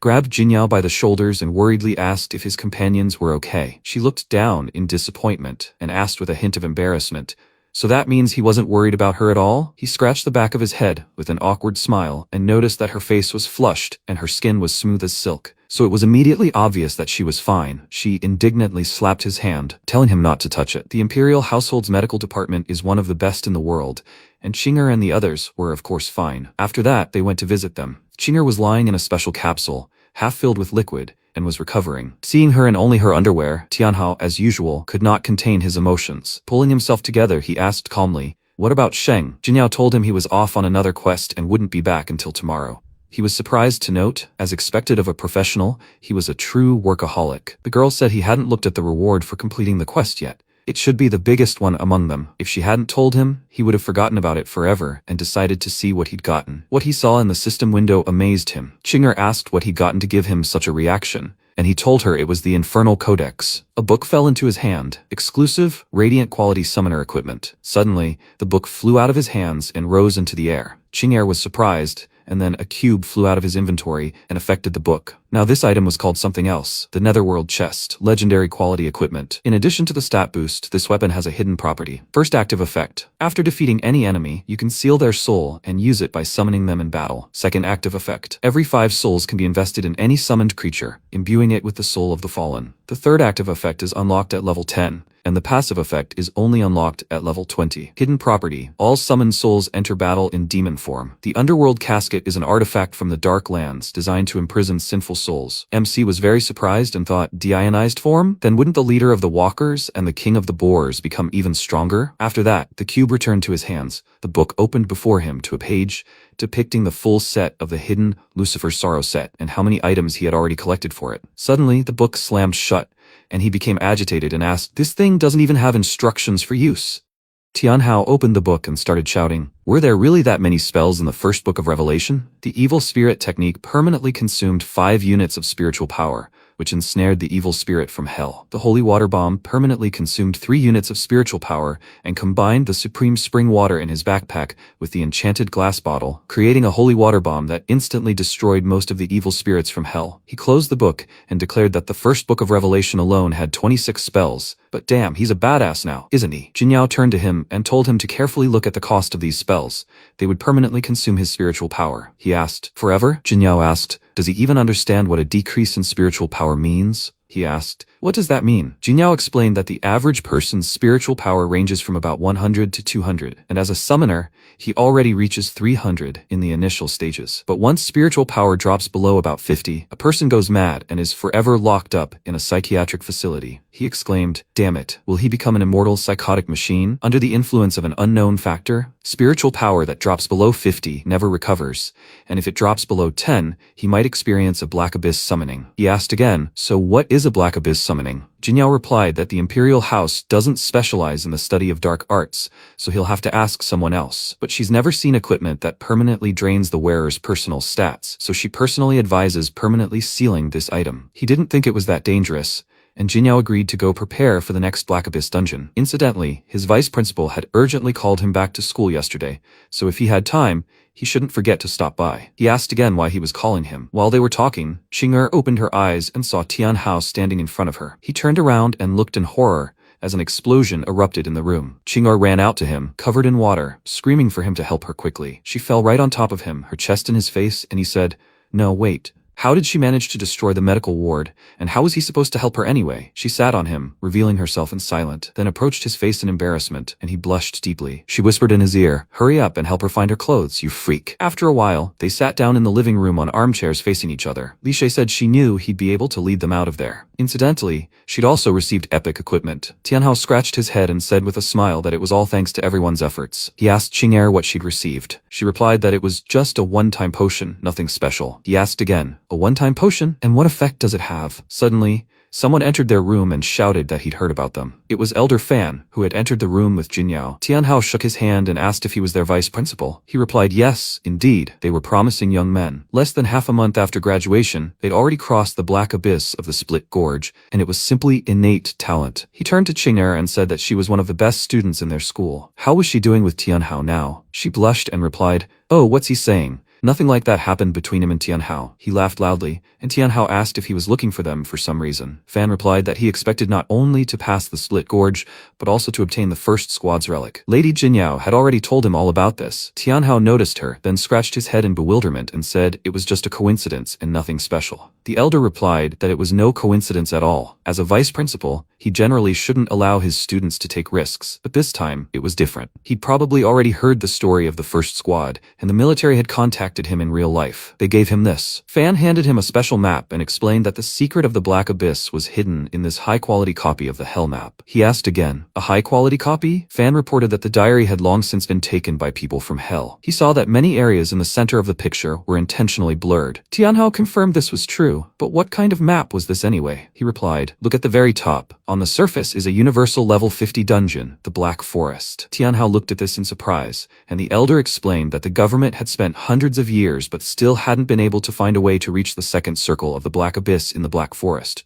So by unanimous decision of the Celestial Empire's military command, he must obey orders. By special order, he, Qing'er, and Li Shui, with the support of the imperial family, were immediately sent to the Black Forest to search for the entrance to the second circle of the Black Abyss, that is, the threshold of hell. Tianhao shouted, "What are you talking about, Vice Principal? The three of them were barely level 20, and he was sending them to a level 50 dungeon? This was sheer madness." Fan replied, "No, nothing crazy. They have Miss Jinyao helping them. And besides, his insignia might be the key to the second circle of the dungeon. They'll give him a rank-up pet egg, the greatest item their school has produced in 1,000 years. When Tianhao received it, he was very surprised and asked, "Are they serious? An angel could hatch from this thing?" The elder was very surprised when the egg began to move and immediately cracked in his hands. Fan said, "Of course he is. He really is the chosen one." This egg was found over 100 years ago, and until now, no one had been able to hatch it, and as soon as it was in his hands, it suddenly cracked. Tianhao asked, "What is this angel anyway?" Fan told him not to ask, because he didn't know either. Tianhao asked, "What?" The elder replied that, given the difficult tasks, the military had sent him an experienced specialist to protect him. He asked again, "An experienced specialist?" At that moment, someone clapped their hands and a girl entered the office. Tianhao asked if she was the one who only wrote in textbooks. Muyan. Fan told him to find the entrance to the blacklist and be careful. At that moment, Tianhao looked in surprise at Muyan, who greeted him and said that this time she was responsible for escorting him and guaranteeing his safety. She offered him her hand and he noticed her uniform and said, "She's got experience." Muyan frowned, asking why he was staring at her. He replied with embarrassment, "No, nothing. He was just amazed to see her in person." She turned to Jinyao and asked when they would be leaving. She replied that in half an hour. This fight had shown her her own shortcomings, and before leaving, she needed to go and settle some business. They would see each other in half an hour. Fan approached Tianhao and said that the future of the Celestial Empire was in his hands. He replied that he understood everything and would definitely do his best. As everyone entered the room, Tianhao became wary, and suddenly Muyan began breathing loudly and leaned against the wall. Blushing, she said that she had finally managed to see Mr. Tianhao. She blushed deeply and continued that she was having trouble breathing, that he had barely finished his training, but was already breaking the records of the Black Abyss time and again. All 17 years, and such a handsome guy too. Now it was decided, Mr. Tianhao would definitely belong to her. After some time, many students gathered in the auditorium in front of Morong Yu, who was demonstrating a spell. A magical liquid and a bright light appeared under his feet, alerting all the students who watched in stunned silence. When a magical seal appeared on the floor, 2 naked girls flew into the air. Morong Yu watched them attentively, but suddenly became wary when the girls fell to the floor. One of them was Xiaolan, who started shouting, "Captain, let him listen to her. She can explain everything." Shui was also nearby, shouting at her elder brother that this Tianhao was too strong. Morong Yu responded contentedly, saying they shouldn't say another word. He turned to Xiaolan and asked what he told her. If the mission failed, she would become fodder. Did she remember that? She shouted at the captain, asking for another chance. At that moment, the chairman entered the office and asked Morong Yu not to rush into this. Morong Yu bowed his head and said it was his fault. He hadn't supervised his subordinates well enough, and according to the agreement, she would become fodder. The chairman told her not to be nervous, because he promised she wouldn't die today. Xiaolan thanked the chief for these words, and the chairman leaned over, patted her head, and said that everything has a price. She would become the demon's spiritual vessel. When he said this, he smiled, and Xiaolan was very scared. She reacted with silence, then suddenly began to beg him not to do it, but his hand approached her as she continued to scream her begging. His hands covered her face and mouth, so she couldn't speak, and with tears in her eyes, she turned into an unknown liquid. Shui shook with fear, as did Morong Yu, who was watching what was happening along with all the students. The chairman smiled and told the others not to lose heart. He had just received information, and Tianhao and the others were already preparing to go to the Black Forest to find the antechamber of hell. Morong Yu screamed, "Are they really going to the antechamber of hell?" The chairman replied that this was their last chance. If they failed, they knew how it would end. They had to go there quickly. At that moment, he grabbed Shui by the shoulder, stripped her clothes off, and she was naked. He shouted to do her damn job, and Shui cried out in fear as a bright light appeared above her. A moment later, Morong Yu's mug shattered in anger, and Shui told him not to be angry, as she would definitely do it. Morong Yu replied that there was no need for unnecessary words. This time, they were moving with all their might, and were obliged to intercept and finish off Tianhao in the Black Forest. His subordinates approached him, and Yuhan told him to calm down, as he and Lin Yi would definitely handle this. But Morong Yu shouted, "Enough." The men stared at him silently, and Morong Yu showed them the magic seal on his palm. They shouted that they had never met face to face before, and were asking for a chance to do so. Morong Yu replied that either they would bring him Tianhao's head in half an hour, or he would turn their flesh into dried, lifeless parchment. The men replied that they understood and ran to carry out the order. Shui watched them go and said that if they didn't act in the Black Abyss, the Golden Saint Lion Guild would fall under the government's crosshairs. Morong Yu replied that he didn't care and grabbed the document Shui had handed over. He shouted that the chairman had already received alliance certificates from the other 4 great government guilds and wouldn't dare touch them. Shui tried to pull him by the hand and stop him, but Morong Yu told her not to worry, because even if the Celestial Empire didn't accept them, they would have a warm place in hell. After a while, Jinyao and Lucy stood near the statue, silently praying. She cried out, "Grandfather, I'm asking for your blessing so that she can return alive from the Black Forest." At that moment, the entire room lit up with blue magical orbs, directed at Jinyao. At that moment, all the power seeped directly into her body, surprising her. Lucy, frightened for her, cried out, "Madam!" Jinyao swung her hand sharply and destroyed the statues standing in front of her, shattering them into tiny pieces. She asked again, "What is it?" She couldn't answer at all and looked at the devastation in bewilderment. Jinyao turned around and asked again, "By the way, how is the installation of her exoskeleton going? Does it work?" Lucy replied that the doctor's exoskeleton test had gone smoothly and she would be able to demonstrate it in the next battle. Jinyao explained that, as the only A-ranked weaponsmith in the Celestial Empire for the past 5 years, she had only one task this time. Lucy replied that she would definitely ensure the mistress's safety, but Jinyao turned around and said that she was obliged to ensure Tianhao's safety. Meanwhile, Sheng fell at his master's feet and said that this time he was asking him to help his student again. The master said, "Sheng, this is the first time he's seen him in this state since he left the Dragon Dojo." Sheng begged him for help, because he had broken his sword and was unable to protect the one he was supposed to protect. The teacher told him to stand up. This was the treasure of their Dragon Dojo, a white dove. He should take it and do what he must. Sheng was greatly surprised and began shouting words of gratitude to the teacher, bowing to the floor. He was greatly surprised when he saw this weapon before him, and the teacher shouted that the future of the Celestial Empire was in his hands. Meanwhile, Qinger followed Tianhao with Li Shui, saying that everyone was ready to move out, but she wasn't even given a break. Li Shui told her not to scold Tianhao, since the dungeon difficulty this time was very high and they needed to prepare properly. Qinger hugged her and asked again, "She's protecting Tianhao. Has she really fallen in love with him?" Li Shui blushed and replied, "No. Why would she? She hadn't even thought about it. At that moment, the three of them followed in silence while an unknown person watched them. It was Yu Han, who told the others to prepare. He whispered a spell, and at that moment, his sword transformed into a sword of incredibly enormous size. Lin Yi also prepared for battle, when suddenly they exchanged glances and looked back. Muyan was there, shouting in displeasure. What were they planning? The boys turned around, confused. Who was she? Yu Han shouted that it didn't matter. She was an unnecessary witness who needed to be eliminated. He lunged at her, but Muyan stopped his sword with just one hand, and Yu Han exclaimed, "How could that be?" Muyan asked again. Seriously? She smirked at his weakness and breaking his sword into tiny pieces, declared it was a pitiful sight. She screamed for him to die, and Yu Han fell to the ground in bewilderment. Muyan came closer and told Lun Yi not to move, who drew his weapon, and a moment later, it was dismantled into pieces. He mentioned that this weapon was a second-grade effort, and how could she deflect bullets so easily? She screamed that anyone who dared harm Tianhao would be fed to the worms. But at that moment, the boys made sounds of pain, and the boys noticed. They stopped, and Qing'er asked Tianhao what was wrong. He scratched his head in confusion and said, "Nothing, probably just the wind." The boys continued on their way, while Muyan easily eliminated 2 opponents. They lay in a pool of their own blood, and Muyan sheepishly said that he would definitely belong to her. Sometime later, the boys found themselves in Morong Yu's office and shouted for the captain to listen to them. There was a very strong woman there, protecting the children, and they couldn't even approach him. She replied that only Jin Yao and a few of her worthless servants were with Tianhao. What kind of woman was she, and why would they make up such excuses? The boys screamed in fear. No, there really was a woman with a weapon in her hands, hiding it secretly. This woman was monstrously strong. Morong Yu held out his hand and said, "Enough with the excuses. It's time to pay for your mistakes." Yu Han cried out, asking for another chance. Lun Yi fell headfirst to the floor to beg his master, but Morong Yu ignored them and, extending his magical hand, struck them with bright beams of light right in the chest. They began coughing loudly and screaming in pain,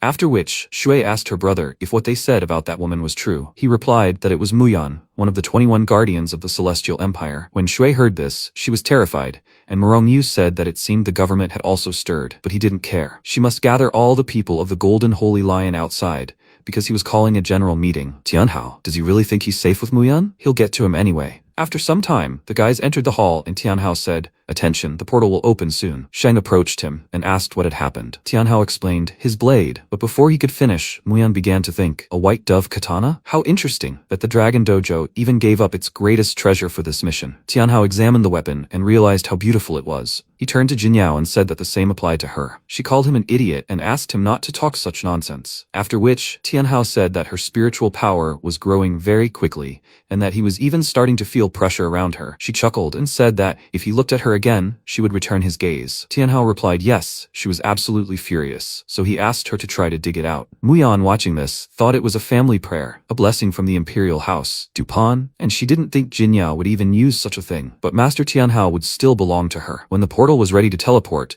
the men silently and attentively looked upward, then began entering one after another. Tianhao took her hand and asked her not to worry, as he would be nearby. She looked into his eyes with embarrassment, after which they teleported into the forest. They wondered if this was the Black Forest dungeon. At that moment, arrows from nearby goblins were aimed at them. They shouted that they must all be killed, and Tianhao shouted that these goblins were strange, too numerous, and too strong. He had never seen goblins so strong, and that this was the perfect time to test his strength. Muyan remarked that this dungeon seemed to have a very warm welcome, and that they would probably have to wait a little while. At that moment, Jinyao used her magical powers and shouted for everyone to wait. As she sensed an exit nearby, she exclaimed that there were no goblins there, and Tianhao asked what they were waiting for then, and that they needed to hurry and not waste time. Sheng was left alone, and the goblins shouted that he was the only one left. A crowd of goblins surrounded Sheng, who, tensed and frightened, began to run away, shouting that today was not the best day for a decisive battle, and that he apologized, but they would fight later. When Sheng followed the rest of the guys, the goblins disappeared a moment later. Meanwhile, the cloaked men and a girl standing nearby addressed him as Uncle Ying,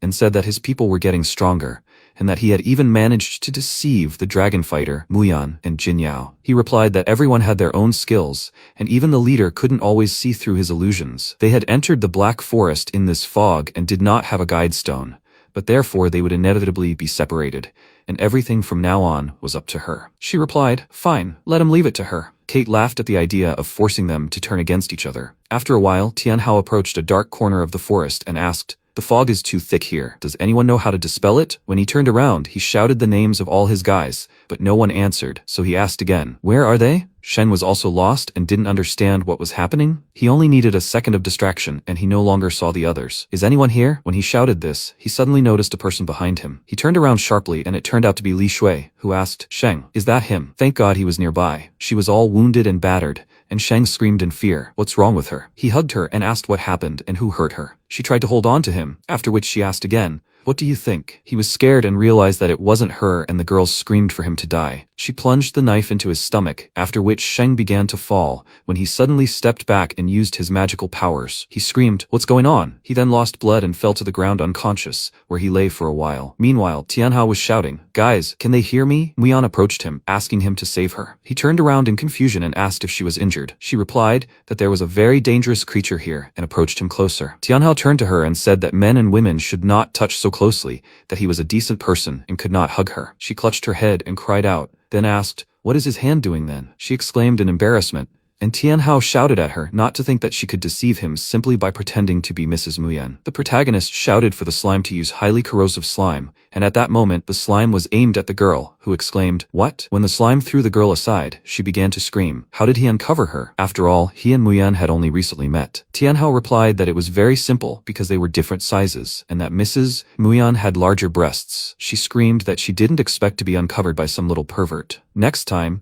he wouldn't be so lucky, after which she vanished into space. Tianhao said that it looked like the enemy would be much more difficult this time. Meanwhile, Qing'er and Li Shui were moving through the forest, searching for the rest of the guys. They heard a cry for help and realized that the voice seemed to belong to Sheng. They began to run toward the voice, and Qing'er was glad that the fog had cleared. Suddenly, they saw Shen lying unconscious in a pool of cursed blood, screaming that it really was him. How did he get injured? They stopped abruptly, frightened, and asked where the swamp had come from. Liquid appeared under their feet, and Qing'er screamed that it had just been an illusion. She tensed and screamed, damn it. Her wings were stuck in the swamp, and she couldn't fly. Li Shui was also trapped by the liquid and fell inside. Ying and Kate were overjoyed that everything had gone well, and they had eliminated 2 more opponents. Kate asked if they really couldn't get out of here. Ying replied that this dark matter swamp randomly appeared in the Black Forest, and those who had fallen into it had never returned alive. They should leave while the dark matter swamp was still there. They would drown the others in it too. The next mechanism before this little pervert, he wanted to see with his own eyes how he would drown in the swamp. After a while, Tianhao began looking for the rest of the guys, shouting, Qing'er, princess, is anyone here? Suddenly, a unicorn appeared behind him,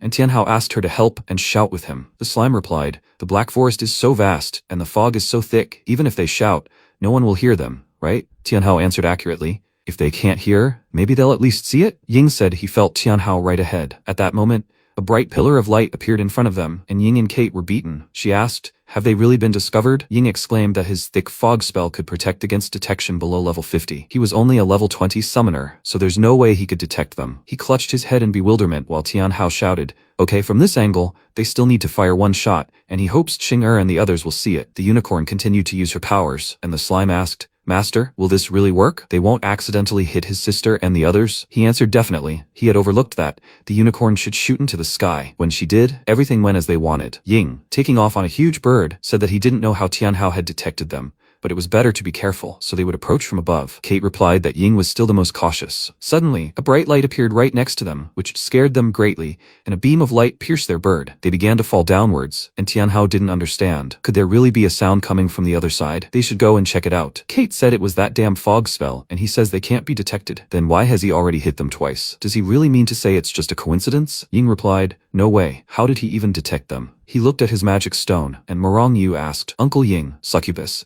how are they doing? He clutched his head and replied, Captain Morong Yu, don't worry, everything is going according to plan, and they've already eliminated half the target. Morong Yu replied that it was excellent, as expected of the guild's elite. It would be better if they destroyed them all, but even if that didn't work, the main thing was to buy as much time as possible. He had found a clue to the entrance to the 2nd level of the Black Abyss, and when this was all over, such people should definitely be generously rewarded. Ying shouted back that it was an honor to serve the guild. A moment later, Morong Yu vanished, and Kate asked if they could hold them off. Ying replied that it looked like they'd have to use that technique. Kate asked if he was planning to use that forbidden spell. It would greatly shorten his lifespan. Ying replied that, knowing Morongyu's character, if they didn't complete the task, they had little choice. He cast the spell, Dark Mist Devouring Souls, after which a dark aura appeared around him. If anyone were caught in this black fog, their life force would begin to drain continuously, making them prey. At that moment, dark magicians approached Tian Hao, who said that it looked like the rainbow shot had actually hit something, and he hoped it wasn't the princess and the others. The unicorn said that the clothes smelled of blood,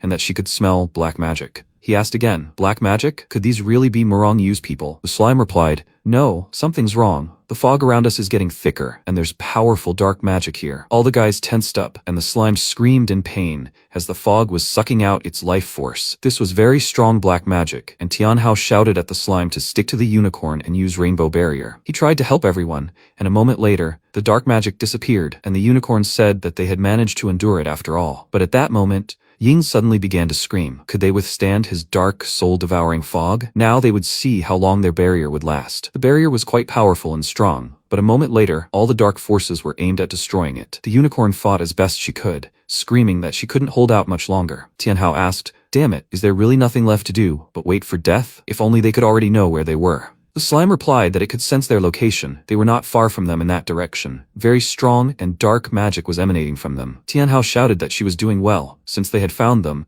things would be easier from now on. He shouted at the unicorn not to be distracted by the barrier, to focus her magic, fully charge her rainbow horn, and strike. When the unicorn obeyed him and shouted the spell, a bright beam of light pierced the dark magical forces, and the unicorn fell to the ground, exhausted. Tian Hao asked, did she succeed? Dark magic continued to spread everywhere, but a moment later, Ying and Kate collapsed. Tian Hao approached them and asked who they were and why they attacked them. Kate screamed that he was a little pervert and that she was sorry she couldn't kill him. He realized it was her, pretending to be his mistress and Muyan. Who were they anyway? Were they sent by Morongyu? Ying replied that he didn't expect to die at the hands of some level 20 summoner, but even if he died, he would take him with him. At that moment, he shouted the sacrificial summoning spell, Dark Domain Swamp. A moment later, he turned into a dark ooze that began to attack them, and the slime said that this was the most terrifying swamp in the dark region of the Black Forest. Once a person entered, it would be simply impossible to escape. Tian Hao asked why no one had told him there was another swamp in this forest. A moment later, he found himself inside, and Morongyu, meanwhile,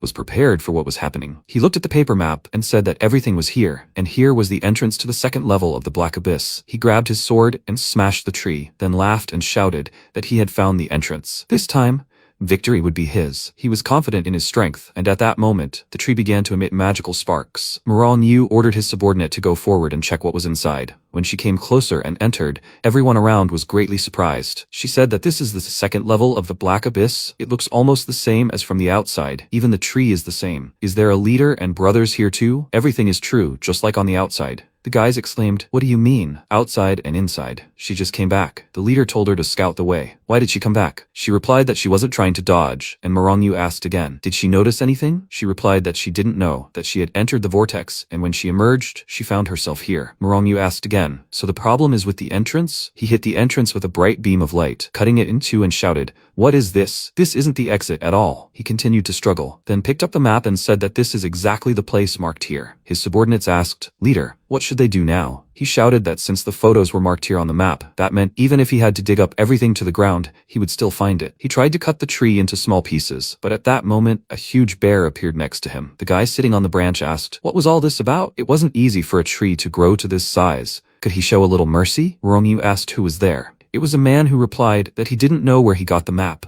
The second tier of the Dark Abyss was closed to outsiders, so he should get lost. Morongyu shouted that no one dared give him orders, and the man replied that he had a huge pile of earwax, as he didn't care what was happening. At that moment, a bright beam of light appeared in front of him, and he released a magical frog that tore apart Morongyu's attack. He asked if he was also a summoner. The man asked again, yes, indeed. Did he know other summoners? The man wondered who he even was. The user profession had disappeared 1,000 years ago. The man replied, yes, just a bored man wandering here and there. At that moment, he turned around and saw a bat perched on his shoulder and telling him what was happening. He asked how someone could have gotten to the second floor, since he'd sealed the entrance. Even though the large mouth was to his right, it seemed like he should go back and check everything. The frog replied that it was obeying orders, and at that moment, Sylvester used a reverse summoning. Magical powers poured out of the large mouth's mouth and began spreading throughout the forest, and Morongyu couldn't understand who this guy was. Meanwhile, the guys found themselves on an island near a pond, and Tianhao asked how the bottom of the swamp could be connected to this place and where they were even located. The slime told them to split up and scout out the situation and see what was on this island. Tianhao replied that they were supposed to be looking for a second level without darkness.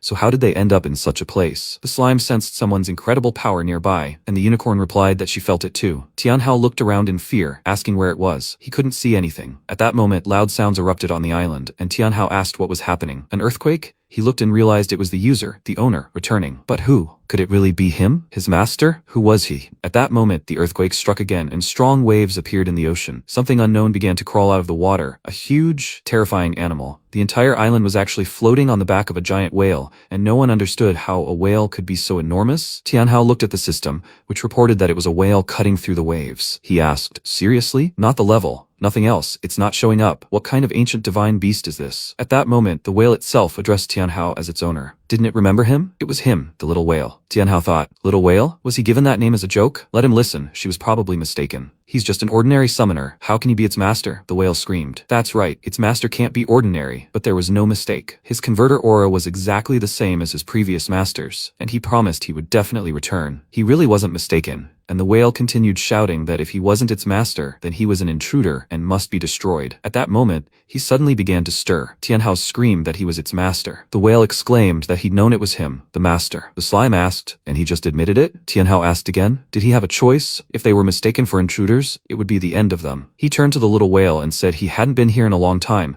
Let him remind him what this place was, since he'd completely forgotten it. The whale screamed that he was just as forgetful. After all, this was the second tier of the Black Abyss. Tianhao asked again, the second tier of the Black Abyss? Does the dark swamp really lead straight to the Black Abyss? He replied, Master, it seems he's completely forgotten. Then he sealed all the entrances to the second tier and hid a secret passage in the dark swamp. He ordered him to guard it until his return. Tianhao exclaimed, oh, that's it? And he realized how he got here after climbing out of the swamp. It seemed he was incredibly lucky. By the way, little whale, is he really alone here? There are surely other creatures here, right? The whale replied that there were dozens more of his kind, all living in a temple in the depths of the ocean. Now that the master has returned, they can perform the great rite to awaken the power of their kind. Tianhao asked again, and what do they need to do for the ritual? The whale cried out, Master, did he forget about that too? He himself established the procedure for the ritual. Tianhao scratched his head in confusion and replied that he simply wanted to test him, to make sure he remembered his instructions well. The whale shouted at him not to worry, as he remembered everything he had told him exactly. After some time, they approached the temple, and the whale shouted at the master to hold on tight as they were arriving on the island. A moment later, the entire sky lit up with a bright gold and black hue, and the guys found themselves inside the temple. When they landed, everyone greeted their master, and Tianhao waved and said that they hadn't seen each other in a while. How were they? Was everything all right? A man appeared before him and said that the ceremony could begin, and he would please stand before the stone table. Tianhao realized that he would have to continue playing his role. There were only ancient divine beasts here, and he couldn't cope with them. The man announced that the ceremony was beginning, and everyone should set the table and serve everyone properly. Tianhao turned to him and told him to wait. Shouldn't the ceremony be sacred and solemn? What he just said sounded too simple. Hadn't he thought about it? The man shouted at him, saying he demanded it himself, and he hadn't misheard a single word. His subordinates smiled as they looked at him and brought over some strange-looking food. Tianhao screamed, is this even edible? Are they trying to kill him? The man exclaimed, Master, but this is his favorite dish. Rice cakes and sour juice and a foul sauce. Tianhao realized that if he was going to play, he'd play to the end, so he would eat it. He began to eat, and the servants rejoiced at his return. They cried out, so many years have passed, and the master still has the same ravenous appetite. The man turned to him and said that a terrible dark monster had recently appeared in their lands. It was incredibly powerful and was constantly attacking them. Many of their relatives have already suffered at the clutches of this creature. Their tribe's strength can only awaken under his leadership, and they ask him, Lord, to lead them in defeating the monster and protecting their home. Tianhao asked, are they joking? If even they, monsters, can't handle this, then what can a mere level 20 summoner do? At that moment, the man shouted to the Lord that a dark monster was attacking and pointed. Tianhao looked at it and was startled, but it turned out to be Qing and Li Shui flying on the monster. When he saw them, he was terrified and shouted their names. He realized they were shadow creatures and everyone needed to run away from here. No one understood why it had come to them again. Tianhao addressed the girls by name and asked why the girls and the others were here. Was this an illusion? The man told the Lord to go, but Tianhao shouted for him to let him go, because this creature had captured his friends. The man told the owner that the dark energy on this body could absorb anything, and that he was no match for it. At that moment, he exclaimed, "Don't panic. As long as the owner is here, these creatures are not afraid of them. If they combine their forces, they won't even have to bother the owner," so he suggests they destroy the shadow creature. When the people saw this, they were terrified and asked if they could really resist the shadow creature. Tianhao didn't understand what was happening. He said he was no match for it, but at the same time encouraged the others. This seemed strange to him, but the monster still flew closer to them. The man pointed to the side and shouted, "Prepare to meet the enemy." The owner looked at them. Everyone silently turned to him, disobeying. The man shouted, "Act faster, or do they want to embarrass themselves in front of the owner?" When the monster extended its huge paw at ordinary people, one of the girls drew her sword and began to fight.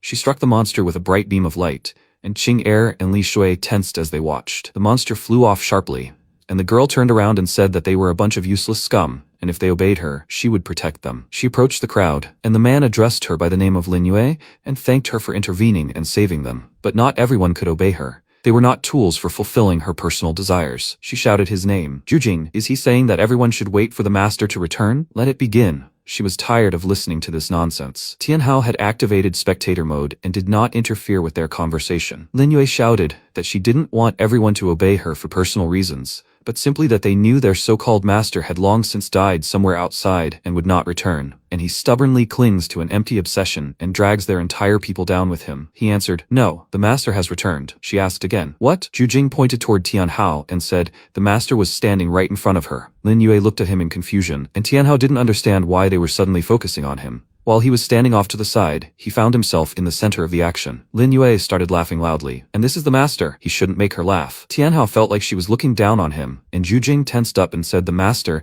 had just returned and his aura hadn't yet recovered. But that he was a summoner was true. She should remember that he was the last summoner in the world. Lin Yue started screaming, saying that since this boy was a summoner, he clearly wasn't the master. But suddenly, she saw something and shouted that now she understood everything. Now only she and he could see the master's true appearance. So he decided to find an impostor to deceive everyone. Jujing, he did this to prevent her from becoming the leader. Does he take them all for fools? The people around him started shouting, "Master, isn't he real?" Had Jujing deceived them? But that's unlikely. What if Lin Yue was lying? They personally trusted Jujing. Lin Yue screamed, "They don't believe her? Then let her prove it." She began to use her magical powers and directed them at Tianhao. Jujing shouted at her not to disrespect the master, otherwise she shouldn't blame him for his rudeness. Lin Yue shouted well, but let him know that she would still force him to obey her. Jujing breathed a sigh of relief, after which Lin Yue entered the cave and said that Jujing and the others didn't appreciate the chance given to them, so they shouldn't blame her for her cruelty. She created a fiery dress and shouted that the shadow creature should come out tonight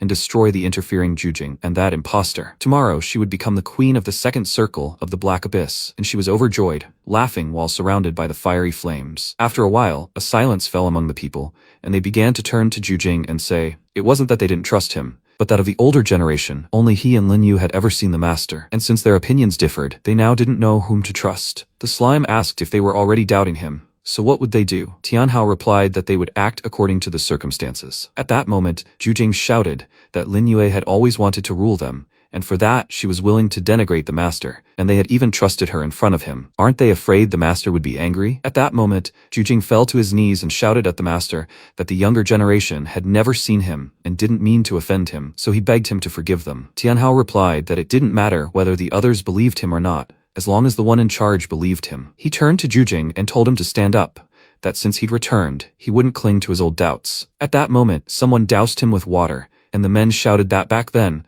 the master had created this world and sheltered their ancestors. His strength must have been monstrous. How could he not return from his attack? He wasn't even the master, Jujing, and they trusted him so much. They didn't think he'd deceive them. Jujing lowered his head, and one of the men shouted that Lin Yue could be relied upon after all, and that she was the one truly capable of protecting them. He would go serve her. The rest of the men shouted, that's right, if you follow Lin Yue, the shadow beasts won't be scary. People shouted to each other that they supported this idea, and Jujing never thought it would end like this. Tianhao approached him and said that he'd actually discovered he wasn't the master, and that he simply wanted to use him to stage a show, inspire everyone, rally them, and stand up to Lin Yue and the shadow beasts together, right? Jujing replied that he didn't think he'd figure it out, and that was indeed his plan. He apologized for deceiving him and everyone else. At that moment, the people cried out, what do you mean he knew everything from the start? What a liar he was. Why did he have to deceive them? The master had once brought them here and built this temple. Every fallen comrade was buried here. Jujing explained that since his departure, they'd faced repeated crises. Many old comrades had perished one after another, and now the shadow beasts had appeared, and he felt everyone was scared. So many years had passed, and the master was likely long dead. When he appeared there, he immediately realized his role as a summoner, and immediately thought that this method would be suitable in this case. Jujing hoped to give everyone spiritual support so they could unite and fight the creature together, but unfortunately, his plan failed and no one was able to save him. He apologized and fell to the ground, clutching his head. He asked, "Will they die too?" She said she wanted to go home. At that moment, Tianhao approached Jujing and, placing his hand on his shoulder, said that his master was actually his teacher. Tears stopped on Jujing's face and he asked, "He says he's his student? And where is the master himself?" Tianhao replied that he was busy with important business, so he sent him here first to look around. Meanwhile, Sylvester was inside the dark liquid in the forest, wondering where the entrance he left in the swamp had gone. Maybe it wasn't there yet. He saw a strange beast in front of him and said, "I see." Of course, that's exactly it. With such a memory, the master simply couldn't remember where he left the entrance. He needed to quickly find the next swamp and couldn't believe he couldn't find the entrance. Jujing asked how he could prove that Master was his teacher. Tianhao replied that his status as a summoner was proof. If he weren't Master's disciple, he wouldn't have received this. Jujing replied, "Stop." He still felt like something was wrong. Tianhao shouted, "What's there to think about? The most important thing now was to defeat Lin Yue and the shadow beasts and protect this place." Jujing shouted that Master was right, so what should they do? Tianhao told him to take him to the shadow beasts. He would save his friends first. When night fell, a bright magical light appeared in the shadow beast's lair. Qing'er and Li Shui were imprisoned there. They rose from their seats and looked around, only to see a portal, which greatly surprised them. Someone shouted for his warriors to awaken, and the girls were terrified. When the boys boarded the magical whale, Tianhao asked Jujing if it could transform into that form. "Why don't they just fly? It's faster that way, isn't it?" He replied that the shadow beast's lair was on a nameless island in the depths of the ocean, and if they approached by water, they wouldn't notice. The beasts were very strong, and they needed to rescue the master's friends first, then discuss how to deal with them. Tianhao asked who was stronger, him or them. Jujing replied that ordinary shadow beasts were weaker than him, but the larger one definitely won. He and Lin Yue were both elders of this place, meaning their strength was roughly equal. He replied that they were previously on roughly the same level, but now she was capable of defeating the shadow beast with a single blow, and he feared it had almost caught up with the master. Tianhao asked, "What if she managed to push it back?" Jujing paused and turned around, at which point Tianhao said he could have warned them beforehand that he was slowing down. He asked again, "Sir, did he mean to say that Lin Yue could have spoken to the shadow creatures?" Tianhao replied that if he'd thought to call him to perform a show, why couldn't she have called them to do the same? By the way, where did all those shadow creatures come from? Jujing replied that he didn't know, and that they'd appeared suddenly and that they'd never encountered them before. Tianhao replied that there would surely be some clues in the lair then. Suddenly, he stopped him and Jujing shouted, "Sir, has he really understood something important again?" Tianhao replied that if he knew he wasn't real, then why did he still force him to participate in the ceremony and eat that nasty stuff? Jujing replied that if he was going to play a role, he'd play it to the end, and besides, it really was a ceremony that the master had once abandoned. Tianhao shouted that it didn't mean he should have been forced to eat it. Did he even understand how disgusting it was? Jujing suggested they save their friends quickly and drop the subject. After a while, the shadow creatures jumped out, and the girls tensed. They saw a bright light coming from the portal, and someone laughed loudly and shouted that after so many years he had finally escaped the barrier. This was freedom, and now he would definitely take revenge on them. Li Shui and Qing'er exchanged glances but didn't know what to do. The shadow creatures were laughing and chatting among themselves, when suddenly, one of them suddenly opened its mouth and began to run away. They asked what he was doing and why he wasn't rejoicing at his release. At that moment, the monster's head was torn from its shoulders, and the man shouted, "My warriors, the time has come. Go ahead, they must destroy everything here." A moment later, the dragon flew out of the cave, and the girls realized it was a curse. After so many years in captivity in the barrier, it had transformed into this. The man emerged from his confinement, and Qing'er said that the cave was too dark and only a silhouette was visible. The man heard her and shouted, "Who's there?" Qing'er and Li Shui ran out from behind the wall, and he asked, did they decide to run? He was using shadow magic and they would attack with light magic. But at that moment, the girls were bewitched by his dark magical powers, and Qing'er shouted, "Good, magic boost." A moment later, the entire room lit up with a bright light, and the man was dumbfounded. Li Shui realized it was just a shadow, and the man shouted, "Curse, they still dare laugh at him?" He stopped, and she screamed that all her magic was being sucked out. And Li Shui said that she was in the same situation. The man said they had seen his true form, and now they shouldn't even think about leaving here alive. They would become his nourishment. He reached out to them with his sinister hands, and lifted them upward with his magical powers. The man said he hadn't eaten in so long that he had already forgotten the taste of food. At that moment, Water appeared in the lair and washed him away. The girls fell to the ground, and the shadow screamed, "Who's there?" The water continued to splash and engulfed Qing and Li Shui, and suddenly they saw Tianhao standing before them. Tianhao asked them to be quiet and remain silent. They began rescuing Qing and Li Shui, trying to pull the magical ropes. Tianhao remarked that they were very strong, but that didn't matter, because first, they needed to get out of here. He pulled the girls along with him, and they climbed out. The unicorn dragged them forward on its own, and at that moment, Jujing choked on water, continuing to spread it throughout the cave. When they finally managed to escape, the cave closed due to debris, and Jujing shouted to his master that the collapse would only hold the shadow for a short time, and that they needed to leave. The shadow tried to escape, screaming that it was a curse, that everyone was destined to die, and that he would kill them all one by one. Sometime later, they arrived on the island, and the people worshipped Lin Yue, shouting that from now on they would serve her. They had become disillusioned with the leader, believing that only she could be relied upon. Lin Yu rejoiced and exclaimed, "Good." She was glad he had taken the time to think things over and chose the right side. From this day forward, she, Lin Yu, would become the queen of this world and protect her subjects from the shadow creatures. The people shouted, "Long live the queen." Lin Yue realized that now she needed to find out from the shadow a way to escape from here. She would rule not only here but also other lands. Suddenly, shadow beasts appeared above their heads, and the people screamed, "Why are there so many of them? Were they coming for them?" Lin Yue wondered if she hadn't told them to deal with Jujing and that imposter. The people kept shouting, "Why did they come here? The shadow beasts were coming. Let her quickly save them." It was time to show her power. Last time, she had driven them back with one blow, so this time would be no exception. Let them watch. They will all die now. She swung her magical powers at the dragon and hit it with a bright beam of light, but nothing happened. She asked how this was possible. Her beam had no effect on them. She struck a few more times, but the dragon appeared right in front of her and grabbed her with it. The people shouted that the queen was invincible and she must kill them all. She stood up on the dragon and screamed, "What are they doing? They should pretend that she had deceived them again and leave here." At that moment, she felt a dark magical force and became frightened, jumping to the ground. At that moment, she began to fight these dragons, screaming what was happening. Didn't they recognize her? As their battle continued, she screamed that things were bad and that they really wanted to kill her. Why did this happen and when did it all go wrong? She couldn't handle so many shadow creatures. If she stayed here, she would die. At that moment, she flew up into the air and people asked where the queen was going. Had she really escaped? The shadow creatures continued to spread and began to frighten the people. People ran away from the monsters in fear, screaming that Lin Yue was just a liar. They tried to escape and cried for help, but nothing worked. The monsters were already close to capturing them, when suddenly they were swept away by a wave and fell to the ground. Jujing shouted without panic, "They have come to the rescue." He and the protagonist stepped onto the ground and immediately began firing at the monsters, killing them one by one. He shouted that these shadow creatures had grown even stronger and that attacks were ineffective. He bowed and asked his master to take them away immediately. He would cover him even at the cost of his life, delaying them and buying him time. Tianhao shouted, "No, if they left, then together." He wouldn't let him stay here alone and die. But Jujing shouted at his master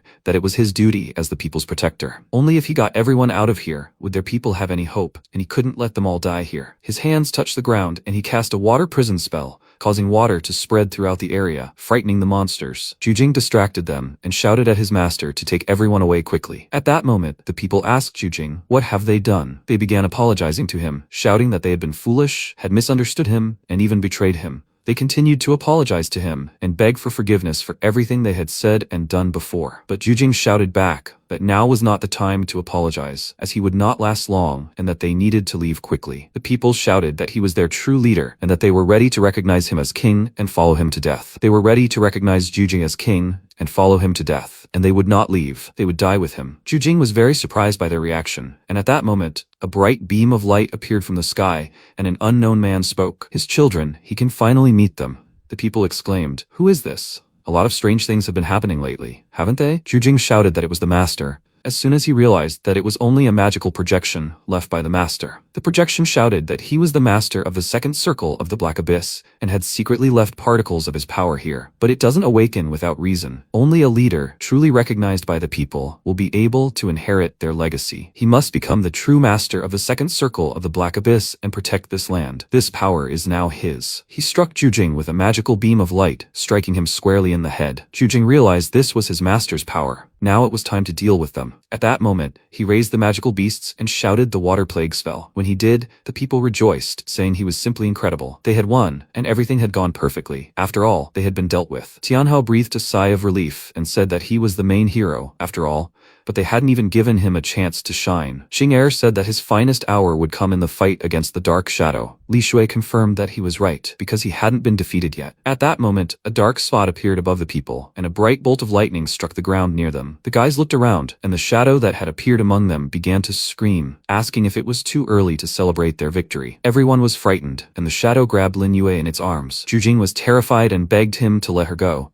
saying that if he wanted something, he should deal with him, not her. But the people shouted, "What do they care about Lin Yue? She abandoned them and ran away. She didn't care whether they lived or died." Shadow wondered if they would be even more angry when they learned the truth. Lin Yue shouted, "No," and the shadow asked, "Did they know he was only able to break out of the seal thanks to their good partner?" The people shouted, "What does he mean?" He explained that he and Lin Yue had made a secret deal long ago, that he was trapped by the seal, and urgently needed someone to help him break the seal's core. At that moment, he threw Lin Yue aside and shouted that she wanted to rule this world with all her heart, but they lacked both authority and power, so they simply took what they needed from each other. She helped him break the seal, and he ordered his warriors to obey her and helped create the image of a savior. "Isn't it funny?" Tianhao replied, meaning he'd almost got it right. The shadow beasts really were in league with Lin Yue. It's a shame they only came to their senses after being freed, otherwise they would have noticed their conspiracy. Zhu Jing shouted, "Lin Yue, is this true? For the sake of power, she betrayed her master, colluded with the enemy, and deceived everyone? Is she admitting her guilt?" Lin Yue screamed that she was innocent. Her master had long since departed from this world. She wanted everyone to obey her. Tianhao grabbed her by the clothes and shouted, "Is she innocent? She colluded with the enemy for her own ambitions, allowing the shadow beasts to wreak havoc here and destroy many of their comrades. She deceived everyone, took advantage of their trust,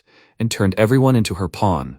And now she dares to claim she's innocent? So everything that came before has been proven false. What a selfish liar she is. And they thought she truly wanted to save them, so it was because of her that everyone suffered and she deserved to die. They would deal with Lin Yue later, but first they needed to deal with this dark shadow. The master had sealed him here, and so in his name, he would seal him again. The shadow asked, laughing, "Do they really think they could do that?" Zhu Jing grabbed him in his arms and threw him aside. The shadow grew angry and screamed, "Did he obtain that man's power? Is that freak even now trying to stop him? Fine, then he'll show them just how scary he really is." At that moment, he infused his magical powers into the shadow creatures, and Tianhao shouted for him to stop. The girls seized the opportunity and tried to stop him, but a bright beam of light pierced his chest, making him even stronger. Tianhao was surprised. No effect? But they had already struck at full force. The shadow replied that he had already fully recovered, and that he had no equal in this world. Zhu Jing shouted to leave him to him and go quickly, because while they were here, he couldn't fight at full strength. When the people turned away, he shouted,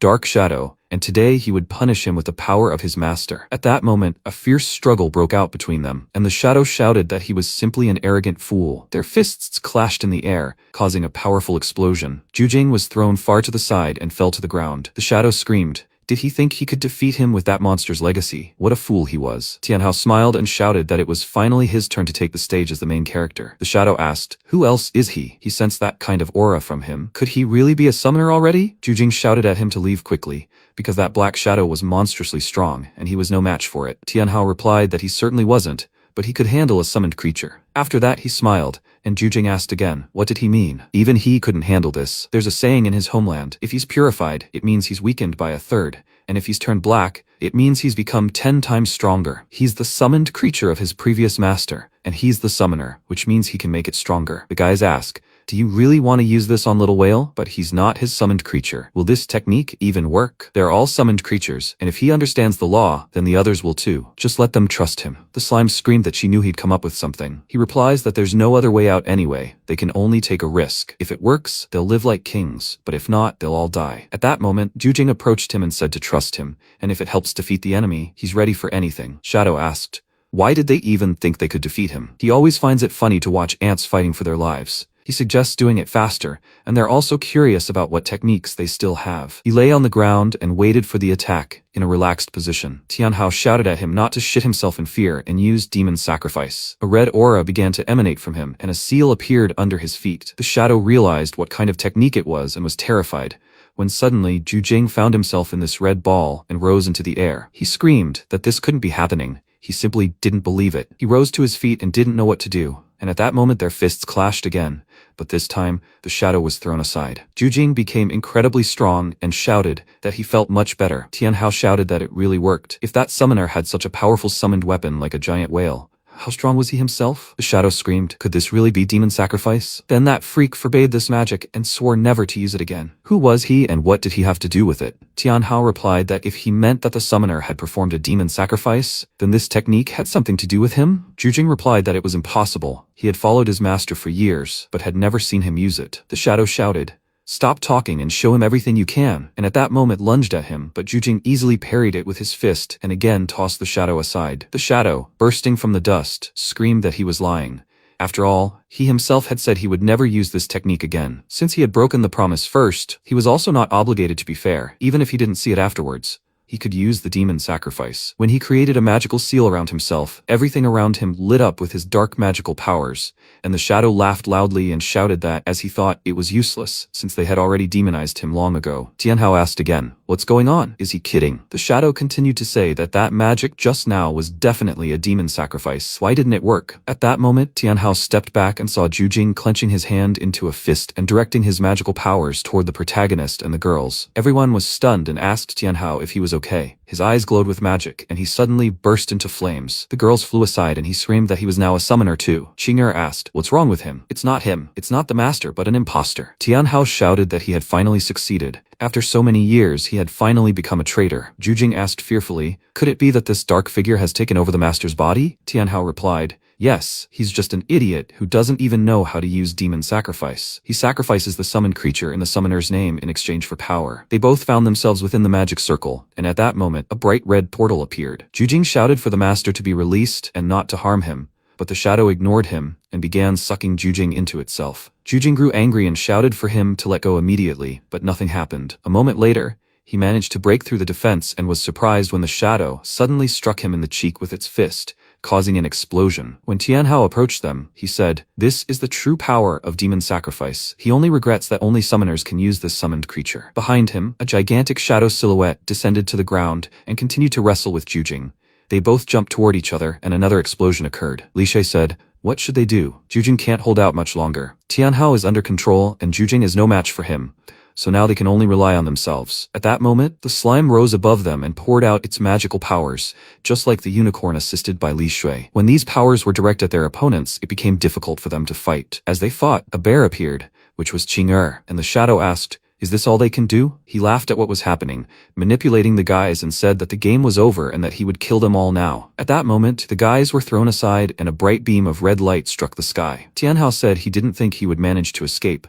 He really had relaxed too much. Jujing, with tears in his eyes, told his master that he had returned. Qing'er asked, "This uncle is the master of the giant whale? How sudden, does that mean they were saved?" The being in Tianhao's body asked why he was here. He had said he wouldn't return. Didn't his promise mean anything? The teacher replied that he was apologizing, but he really shouldn't have returned. Everyone realized that drama was starting and decided to watch silently. Sylvester replied yes, he shouldn't have returned, but he also shouldn't have used demonic sacrifice. Tianhao blurted out that he was the one who taught him this technique, and Sylvester asked again, "What do you mean?" He didn't even know him, and certainly hadn't taught anyone demonic sacrifice. Jujing came closer and asked, "Master, is this gentleman his student? He just used his technique." Sylvester asked again, "What? This guy actually used demonic sacrifice? Does he know he's also a summoner?" Now things are really getting interesting. After some time, Tianhao found himself in a crowd of people and shouted that he didn't know what move the Black Shadow had used, but he only remembered being struck by a red beam. And when he woke up, he was already here. At that moment, he heard someone shouting that he would definitely become the strongest summoner. Another guy argued with him, shouting that only he would be the strongest. Tianhao watched the monsters fight and thought that in this world, summoners were considered the strongest and most common profession. He had finally found a world that suited him, but he remembered the slime and the unicorn and realized that being a summoner without summoning was like having a gun without bullets. He could still use demonic sacrifice, and it seemed to be his main advantage. At that moment, someone laughed and shouted that this trash had come here again. He wasn't giving up today. Today, they would have fun again. This worthless goblin is still alive, and there's no creature weaker than him in the entire city. Across from him stood his teacher, Sylvester, when he was young. Some guy was mocking him, yelling that he could only summon goblins who couldn't even defend themselves, and that it was a disgrace. 3 years had passed, and he hadn't grown a bit, and he should quit and stop embarrassing himself. Since his summoned creature was so useless, he offered to help him kill it, so he wouldn't be made a laughingstock anymore. At that moment, a huge monster appeared in front of him, grabbed it, and tossed it aside. He asked, Do they really have so much fun mocking the weak? Haven't they heard that you can't kill someone who's just learning? Fortunately, even though he can't summon, his body enhancement and leveling up were still there, and that would be enough for a little show-off. The guys yelled, "Where did this jerk come from? Does he even know who they are? If he wants to stand up for this trash, he should watch out for getting in trouble himself." Sylvester thanked him for interfering, but it was pointless and he was too weak to make enemies for his sake. Tianhao replied that a summoner's power is never determined by the rank of the summoned creature. What matters is how they control that ability. It's just that no one had taught him the true way to become stronger. Sylvester was surprised. A true way to become stronger? At that moment, the boy shouted, "What big words! If a summoner becomes stronger through the use of recognized creatures, then through what? Fantasies, perhaps." He wanted to see what he was capable of. Tianhao turned around and explained that regular summoning and contractual symbiosis were the foundation for summoners, but they weren't the only path. He was teaching him a forbidden technique that would allow his summoned creature to be completely reborn. Sylvester asked again, "What?" He asked, "Can he really master that?" But his abilities were too weak. Tianhao replied, "Of course." This technique was called demonic sacrifice, and it allowed the summoned creature to be transferred to the sacrifice and gain power. The stronger the dark transformation, the greater the combat power. Sylvester asked again, "Sacrifices?" Then he wouldn't learn it. He picked up his beast and asked, "Is this telling you it wants to try?" At that moment, he made up his mind and said he was asking to be taught. Tianhao wondered if he had now become someone's cheating old man's mentor. At that moment, he drew a magic circle on the palm of his new acquaintance, who looked at it and was surprised. A magical seal appeared under his feet, and he ignited, just like his beast. The surrounding guys were surprised. How was this possible? This pathetic, low-level goblin, how did he manage to become like this? Sylvester watched, confused, and Tianhao said, "Now, let's reclaim the dignity that had been taken from him." At that moment, his beast transformed into a huge, ominous creature and asked, "Is this really his Agwai?" The surrounding guys shouted that such a powerful aura emanated from him, and it was much stronger than that of a normal summoned creature. It was as if he had become a completely different being. The main enemy said it was just a shell and wouldn't be intimidated by such tricks. He shouted to summon his most powerful creatures and kill them. At that moment, his subordinates obeyed his order, and numerous beasts appeared on the battlefield. A fight broke out between them, and Sylvester feared for his beast. But Tianhao told him not to worry, that it was now strong enough to crush this little wretch. A moment later, his monster truly destroyed all the opponents who attacked it with incredible ease. It attacked first and destroyed one after another. When all the monsters were killed, the main rival asked how this was possible. They had so many summoned creatures, and some goblin killed them all with one blow? The monster approached him and looked down from above. The guys were frightened and scattered in different directions. Sylvester thanked Tianhao for this and said he never thought they could become so strong. At that moment, Sylvester said that no matter how he learned about demonic sacrifices,